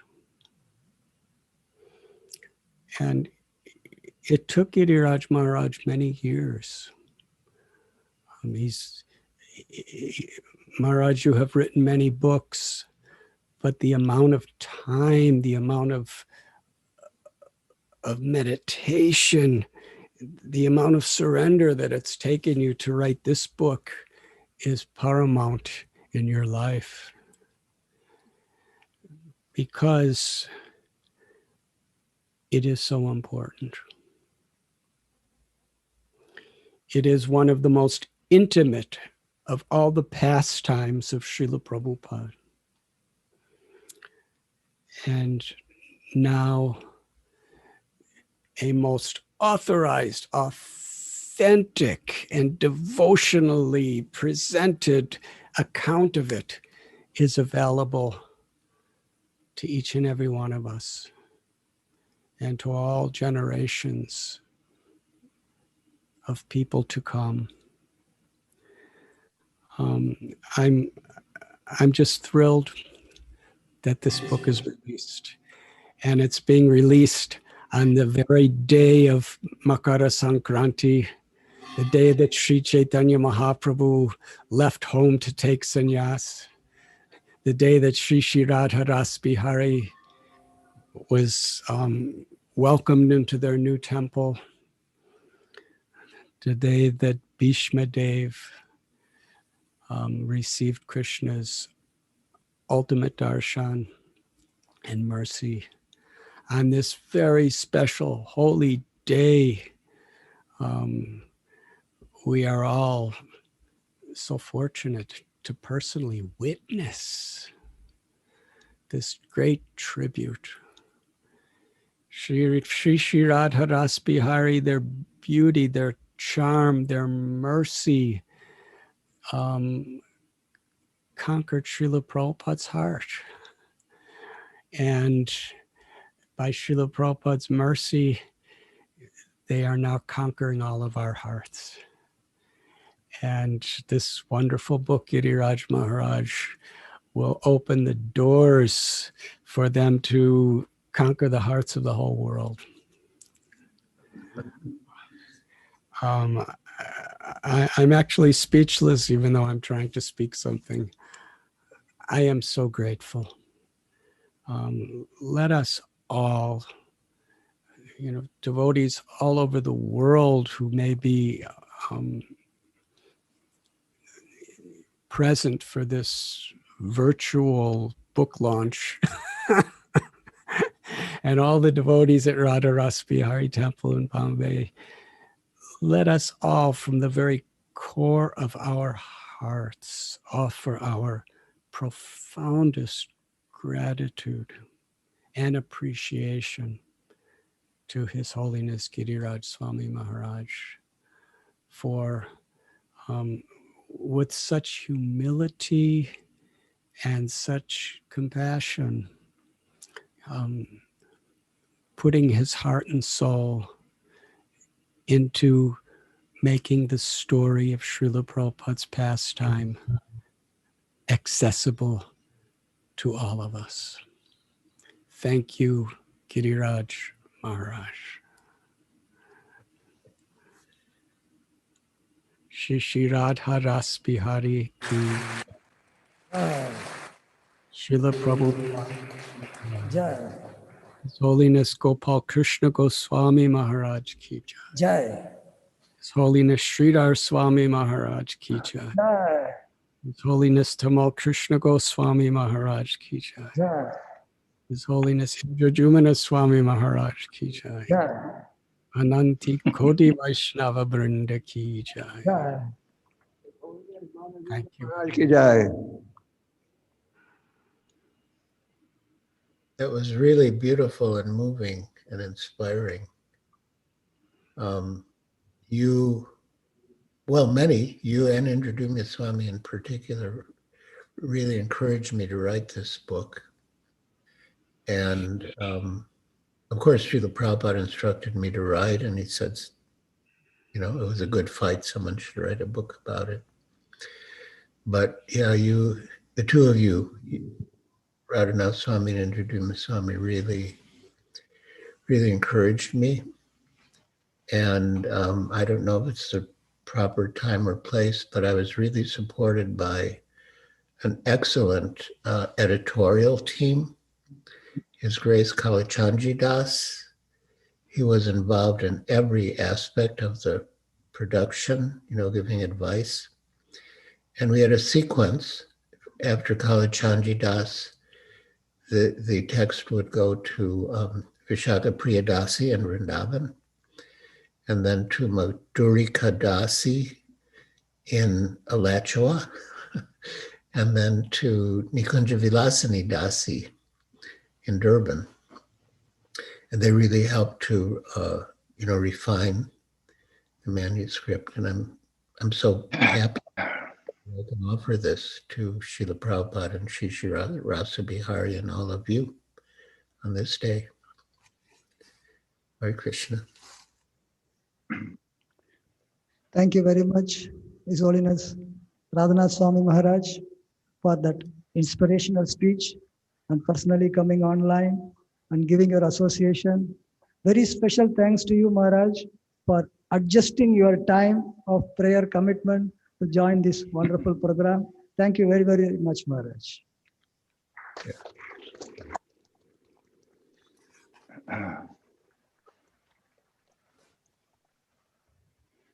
Now we have with us His Holiness Indradyumna Swami Maharaj. Right. Maharaj met Srila Prabhupada in 1970 and took sannyas at the age of 29 in 1979. And Maharaj started the Festival of India in 1990 in Poland in a modest scale, and which became a festival with people attending, 5,000 to 10,000 people attending this festival with dance, drama, and cultural presentation of Krishna consciousness. Also, His Holiness Indradyumna Swami Maharaj participates in Poland Woodstock Festival, and also from 1995 onwards, His Holiness Indradyumna Swami Maharaj writes a book known as The Diary of a Traveling Monk. Diary of a Traveling Monk, very famous, and a lot of devotees take inspiration from his travel and preaching. And also Maharaj is an established photographer and an author. And I just came to know, which was confirmed by His Holiness Giriraj Swami Maharaj also, that His Holiness Indradyumna Swami Maharaj was one of the instrumental person in encouraging His Holiness Giriraj Swami Maharaj to write this book. We are very, very thankful to you, Maharaj, for that.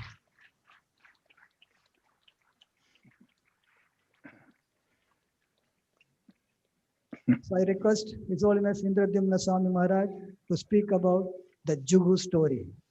Over to you, Maharaj. Thank you. Nama Om Vishnu Padaya, Krishna Pashtaya Bhutale, Srimati Bhaktivedanta Swaminiti Namane. Namaste Saraswati Deve, Gauravani Pacharyane, Divishesha Shunyavadi Pashtata Deshatarane. Vanchakalpa Turubhyascha Kripa Sindhube Vacha, Patitanam Pavanevyo, Vaishnavebhyo Namo Namaha. So, I'm very, very happy and very honored actually to be part of this program with such an august assembly of Vaishnavas and Vaishnavis. I must admit I feel a little bit like an outsider because I was not there in Bombay during those times. I've only visited Bombay a few times, but as always, I think my good fortune is that I'm always holding on to the coattails, so to speak, of Giriraj Maharaj, and I snuck in. So I thank him very much and all of you. If I did anything, I just reminded Maharaj about the importance of the whole project there in Juhu, and I reminded him about Srila Prabhupada's request to him to write a book about it.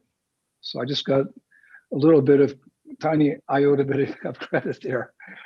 But I'm very fortunate. I already have a copy. The book was actually printed here. I'm just outside of Delhi, actually. And the book was printed in Delhi, and I knew that.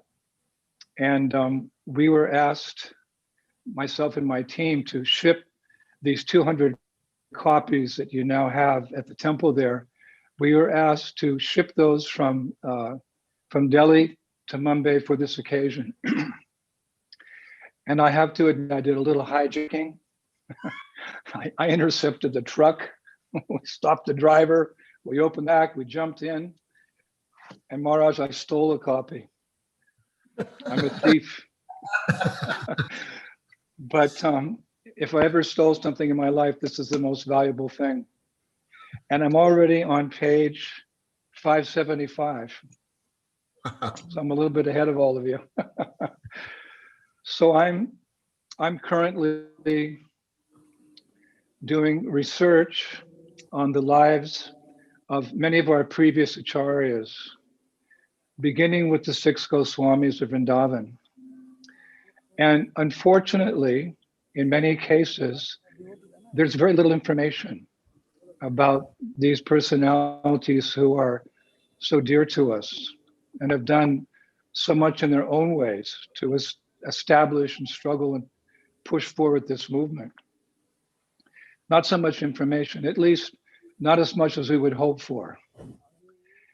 And the other day I was studying Srila Gopal Bhatta Goswami. It's especially true with him. There's hardly anything mentioned about him. For example, in Chaitanya Bhagavat or Chaitanya Mangalam, there's a little bit in CC, just to kind of whet your appetite. Only in Bhakti Ratnakara do we find a sufficient amount of information. So it's a little frustrating because, we really want to hear who these personalities were and what they did so that we can imbibe their spirit and push on in modern times.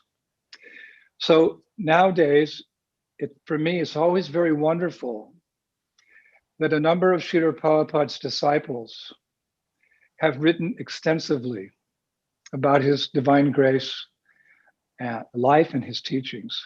So many disciples are coming out with books. For me, these books are so important, and for future generations as well. It's important to the preservation of our movement. It's important for the future success of our movement that Srila Prabhupada and our previous acharyas, well, because they're the real leaders of society, and they're the real heroes in society. So in compiling and writing, I'll build you a temple, the Juhu story, His Holiness Giriraj Swami has done a great service to the devotees in this movement, to the people of Bombay, of Mumbai. And I would go so far as to say, for mankind, for that matter. Why mankind? Because I'm convinced that the achievements of Srila Prabhupada will one day be not only noted, but studied by great historians. They have yet to recognize that, but I'm very sure that in the future, scholars, historians, they'll study Srila Prabhupada and the great contributions that he made to this world. Srila Prabhupada himself said one time to Guru Das in London, one day scholars will note how this movement saved the world in its darkest hour. That may be very soon if you're reading the news. And surely they will appreciate this book. They'll appreciate how our Giriraj Maharaj, as so many others have said, meticulously researched and spent so many hours and weeks, days and months and years to compile a book of 700 pages or more. And I'm reading it, and I can tell you It's a fantastic story from every angle. The way it was and the way he's presenting it. Everything is there. There's love, there's intrigue, there's pitched battles, there's suspense, there's a wonderful ending. It's the perfect novel, it's the perfect movie. It's simply the perfect activities of a pure devotee on this planet to glorify his beloved Lord. And now we have it in writing. And most importantly, I was thinking the central characters of this presentation are all transcendental to this world. Srila Prabhupada and Radha and Krishna. It's a very unique book. And as it's been said and indicated by others, His Holiness Giriraj Swami was the right person to chronicle these pastimes. He was the perfect person. There couldn't have been another. And that's why Prabhupada asked him to write it. He could see. He was the perfect person because, as noted by my dear godbrother Radhanath Swami, who spoke so nicely, as always, Giriraj Maharaj was there. He was on the scene. Number two, he's a Shrutidhara. What's a Shrutidhara? It means somebody who can remember like everything that happened in the past. And he's like that. He has a fantastic memory. And he's one of my favorite speakers. So I often listen to his classes, his lectures. And it just amazes me that very often he'll come up with a pastime that he's never told before about Srila Prabhupada. He'll be speaking and then you'll just hear, and he'll say, oh yes, and this happened in Mumbai. We went to visit this life member and we never heard it before. So he's like a spring, like an eternal spring of water gushing out of the ground and satisfying the thirst of all the devotees for Krishna Katha. And especially Prabhupada Katha. Prabhupada said one time, if you want to know me, read my books. I can add, if you want to know Prabhupada, listen to Giriraj Swami's lectures. You'll hear so much. Not only that, but the lectures are imbued with so much love and devotion for Prabhupada. And as mentioned, he's an excellent writer, as acknowledged by His Holiness Gopal Krishna Goswami Maharaj, whose words on the back cover, here's the back cover, they're very prophetic. He says about Giriraj Maharaj's writing, he writes, I'll build you a temple. He said, this book is riveting, thoughtful, and inspiring. That's a good way to describe this book. It's riveting. I'm reading it and I'm also reading it. First thing I get up in the morning, I start reading the book. That's my first sadhana. It's riveting, it's thoughtful, and it's inspiring. And last but not least, Giriraj Swami was blessed by Srila Prabhupada. And he was blessed by Srila Prabhupada for his seva in Mumbai. So therefore he's qualified to write. Prabhupada went so far as to say, Bombay means Giriraj and Giriraj means Bombay. Haribo! I don't think in humility that Maharaj will repeat that very often, but we thank the Lord that he did say that. He did write that in the last pages, because I skipped ahead. Sometimes you read a book and you skip to the end to see what happens. I couldn't wait. So that's one of the last things that Maharaj shares with us. Prabhupada said Bombay means Giriraj, Giriraj means Bombay. So how dear Maharaj is to Srila Prabhupada, and therefore he was personally chosen by Prabhupada to write this book because he knew this book would come forth loud and clear. And I hope that, that statement, Bombay means Giriraj and Giriraj means Bombay. I hope one day the authorities in that great city will give Giriraj Maharaj the keys to the city. It's an expression we have in the West that when you've done something significant for the city, then the mayor gives you the keys. It's symbolic, the keys to the city. So they should, when this book should be distributed all over the city, and then the mayor should come and have a ceremony and give the keys to the city of Maharaj. So today is the celebration of the 43rd anniversary of the installation of our beloved Shri Radha-Rasabihari, who themselves were so much loved by Srila Prabhupada. The other day I was reading, one time Prabhupada prayed to Rukmini Dwarkadish in Los Angeles to please be engaged in the service of Shri Radha-Rasabihari in Bombay. And that prayer was granted. But in fulfilling that desire, we know Prabhupada had to struggle so much, but the result of his struggles, as so perfectly shared in I'll Build You a Temple, the Juhu story, the result was the magnificent temple that you could say continues to be a beacon of light for all of those in this dark age of Kali who want to know something about Srila Prabhupada and Lord Krishna, a beacon of light. And it will continue to shine on because Prabhupada understood the importance of books. He said one time, even if all the temples, our temples fall into the ocean, he said, if my books are out there, our mission will continue. So this is a brilliant contribution, and it will be around for as long as Srila Prabhupada's books are here as well. Because it's perfect glorification of Radha-Rasabihari and Srila Prabhupada. I'd just like to take a second to also thank the many devotees who have served in Radha-Rasabihari's temple over many years. Some are no longer with us, like His Holiness Sridhar Swami Maharaj.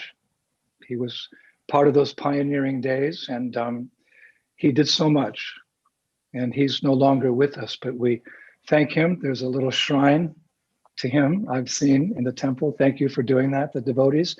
There's so many devotees. The list goes on and on. So you've maintained such a wonderful standard for the deities. This is something significant. I think it's the standard that should be followed by all of our temples in ISKCON. Just like Prabhupada said one time, if you want to know deity worship, he said in the early days, you go to the Radharaman temple in Vrindavan and study their program. So if I could say something, a little something, I would say in ISKCON, if someone wants to know what is puja, go to Radha-Rasabihari temple and study the puja there. It is simply, it melts the heart. I'm always inspired to go there to see the puja. So thank you for, Prabhupada's desire the temple was manifest, but one thing is to create, another thing is to sustain and to maintain. That takes a lot of spiritual strength, a lot of intelligence, a lot of hard work. So thank you for that. And thank you for preaching so wonderfully all over your area, your zone. Every time I look at the results of book distributions, I'm floored with the number of books that go out there. And once again, a thank you to my eternal friend. I'm going to say eternal. I hope Krishna's in my heart listening. My eternal friend and my mentor and advisor, Giriraj Maharaj, for inviting me to this program. And I'm sorry I stole your book, Maharaj. I hope that you won't be angry with me. And I hope that when I see you next time, I'll get a big signature on this blank page. So I've only got this much of the book left, little part here.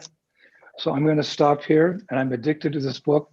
And I'm going to go on and try to finish it today on this very auspicious day where we're launching the book in Mumbai at our beautiful temple there at the lotus feet of Shri Radha-Rasabihari.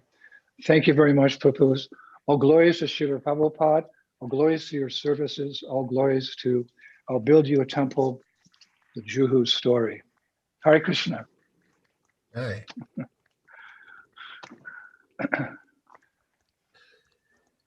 That was so amazing. Really inspiring.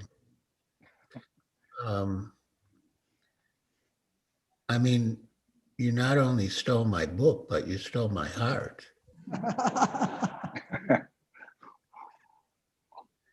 Thank you. And I appreciate your appreciation of the devotees who are serving in Juhu and maintaining the standards and legacy that Srila Prabhupada left us there. Thank you.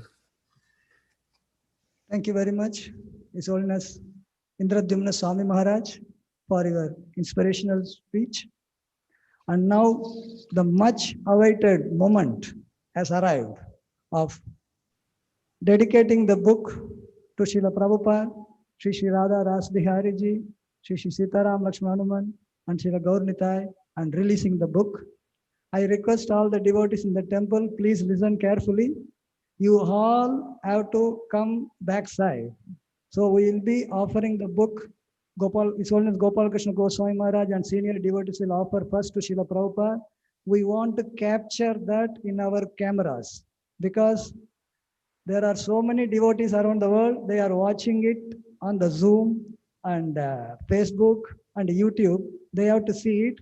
Especially the author of the book has to see also, isn't it? So, His Holiness Radhanath Swami Maharaj, His Holiness Indradyumna Swami Maharaj, they have taken their time to see this launch. I request all the devotees, please come backside. Please come. All the no, when I say you have to, ladies, please on the backside. We want complete the space to be available for senior devotees to offer the book to Prabhupada first. Then we will go to the Radha-Rasabihari altar. So we don't want anybody near there. Only cameraman. Please, two cameras, both of you be active. You have to capture completely, right? So that is our program. So with that, so we will be, please, now you can please come backside.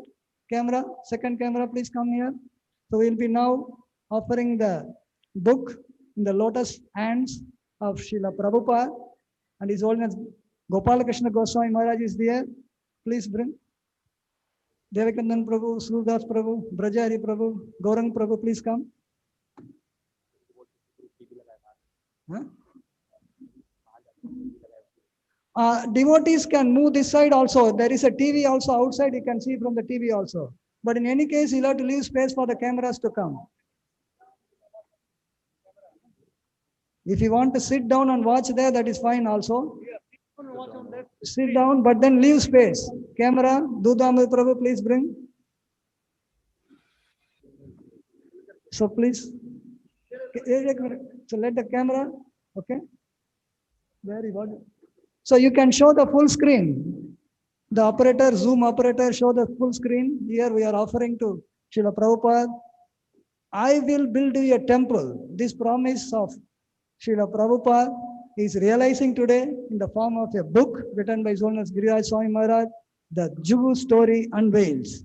His Holiness Gopal Krishna Goswami Maharaj, Devakandan Prabhu, please offer to Prabhupada.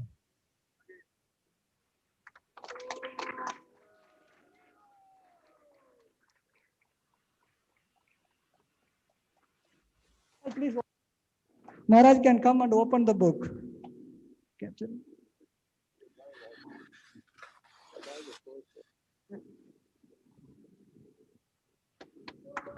Srila Prabhupada ki, Sri Radha-Rasabihari ji ki.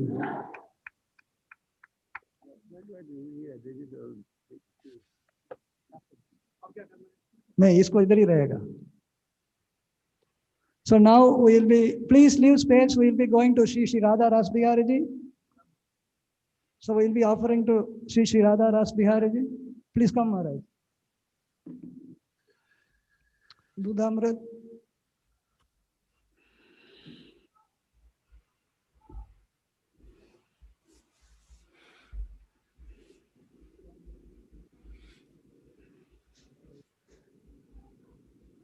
Shri Radha-Rasabihari ji ki, Giriraj Govardhan ki, His Holiness Giriraj Swami Maharaj ki. Okay, Maharaj, please, Pujar, you can take this book and keep it at the lotus feet of Shri Radha-Rasabihari ji. Hmm.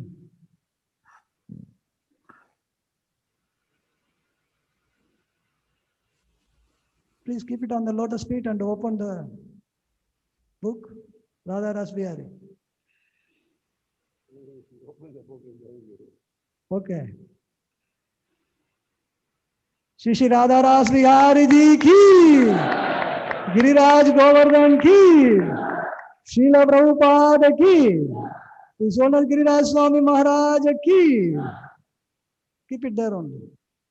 So we will be now offering the book to Sri Sitaram Lakshman Hanumanji. Please move. Go, Nitai.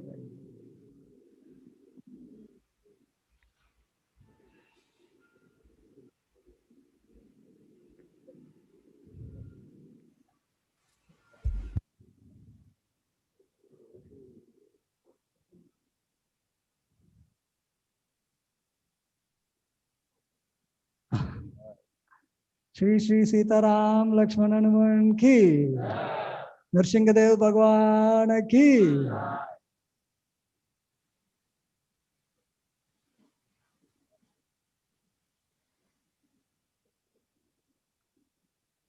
Jai Jai Shri Sitaram Lakshman Hanuman ki, Nrsingadev Bhagwan ki, Srila Prabhupada ki, Srila Giriraj Swami Maharaj ki. Thank you. We will now offer the book to Shri Gaurnitai, Srila Prabhupada. Please leave space for the cameras to move.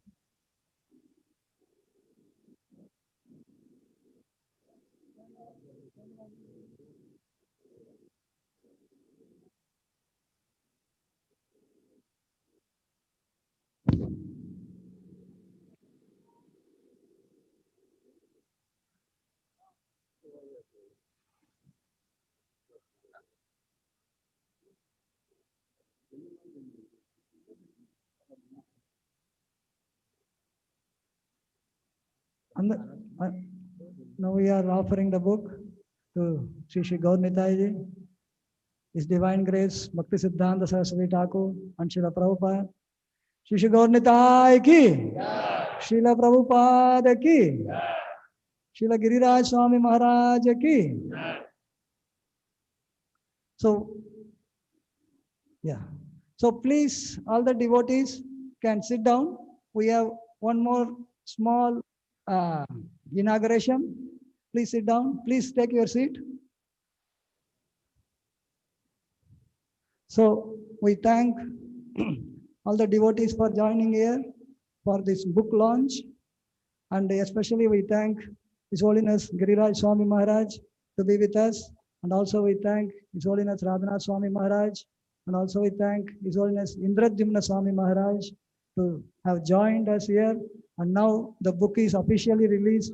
Now anybody can read it officially, even though somebody has done officially. Thank you very much. And we have event. This is 125th anniversary of Srila Prabhupada.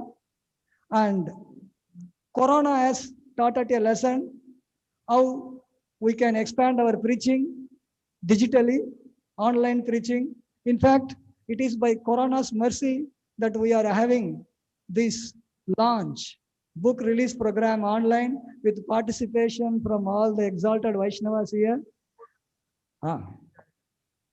So utility is the principle Srila Prabhupada taught us, and BBT, Bhaktivedanta Book Trust, has come up with a digital version of BTG. Digital version of BTG, the BBT has come up. So this digital version of BTG, Back to Godhead magazine, can be ordered online. And now His Holiness Gopal Krishna Goswami Maharaj, who is the BBT trustee, he will be launching that online version of digital BTG. And if to subscribe to this BTG, you can go to iskonmumbai.com/BTG. iskonmumbai.com/BTG. Also, we would like to tell you the book that is released, the Juhu story, I will build you the temple, can be ordered online on the site, thejuhustory.com. Thejuhustory.com, one can online. Now, His Holiness Gopal Krishna Goswami Maharaj will be launching the digital BTG by clicking on the touchpad here. So Maharaj is now clicking, and it is click Maharaj. Then Jai online BTG ki, digital BTG ki. Please, you can now, physical copy you don't have to wait for. You can go online and order the online. To order, please go to iskonmumbai.com/BTG. You can make the order. It is available in different languages. His Holiness Gopal Krishna Maharaj wants to say a few words on the digital BTG. I just want to say that you can get this on digital plus the print. The print will continue to be printed also. Yes, the print edition will be there also. This is an additional, it's an incentive. If you are not able to get it on time, you have digital version also. The print version continues, the digital version is launched, and one can order for digital version also and print version also. So we thank all the devotees who have joined us today in Radha-Rasabihari temple, as well as we thank all the devotees around the world who have joined us on the Zoom or Facebook or YouTube and different channels we had. And we thank especially His Holiness Giriraj Swami Maharaj, His Holiness Radhanath Swami Maharaj, His Holiness Indradyumna Swami Maharaj, and His Holiness Gopal Krishna Goswami Maharaj who have participated in this program. Thank you one and all. We will end today morning's program. The evening program is as follows. 4:15 a.m. there will be Dwajarohan. The flag will be hoisted on the temple of Radha-Rasabihari ji. Auspicious day, inauguration day. New flag will be put, victory flag. Haribo. And 6 p.m. there will be Maha Abhishek of all the deities. Today being the inauguration day of the temple, we will have Shri Radha-Rasabihari ji, Lalita ji, Vishaka ji, Sitaram Lakshmana Hanuman ji, Shri Gaurnitai, Srila Prabhupada, and Giriraj Govardhan. All the deity Abhishek will be there from 6 o'clock to 7 o'clock. And 7 o'clock there will be a program in the courtyard in which minister for. So in the temple hall right here, the program will be there in which we will be playing a video message of His Holiness Giriraj Swami Maharaj, which I have not got yet. So Maharaj will send a video message. So he'll play that video message. And then the Minister for Transport and Parliamentary Affairs of State of Maharashtra, Mr. Anil Parabji. Anil Parabji, he will be with us for the Abhishek. As well, he is from Shiv Sena, by the way. And Bal Thackerayji had a very important role in saving our temple. So we are indebted to him for his wonderful service. So minister from his party is coming. So he will be making a short speech, and His Holiness Gopal Krishna Goswami Maharaj also will make a speech. And after that, we will be having prasadam served for all the devotees in the Mandapam hall, the entry from Govinda restaurant side, not from the other side. Entry from Govinda restaurant side, prasadam will be served at 8:30 p.m. So with that, today we will be concluding the program, and we thank one and all. Now the prasadam will be served in the Mandapam hall. So all devotees who have participated, your prasadam will be served in Mandapam hall, entry from Govinda restaurant side. Thank you very much for participating. We conclude today's morning program by chanting the holy names. Hare Krishna, Krishna Krishna, Hare Hare. Hare Rama, Rama Rama, Hare Hare. Shri Radha-Rasabihari ji ki, Sitaram Lakshmana Hanuman ki, Shri Gaurnitai ki, Srila Prabhupada ki, His Holiness Giriraj Swami Maharaj ki, His Holiness Gopal Krishna Maharaj ki, His Holiness Radhanath Swami Maharaj ki, His Holiness Indradyumna Swami Maharaj ki, Jai Gaurav Premanande. Gaurav Premanande, Hare Hare Om. Book. Hey, no,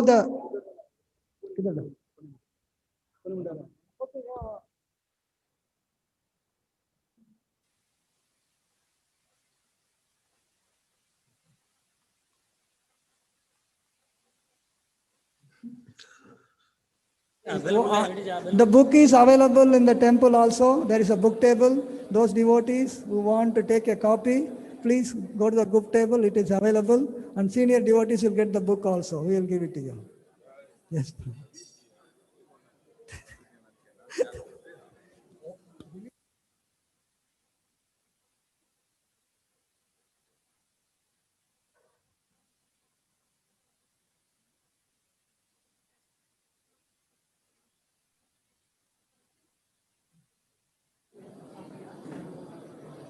Thank you very much. We will be closing the Zoom. Hare Krishna.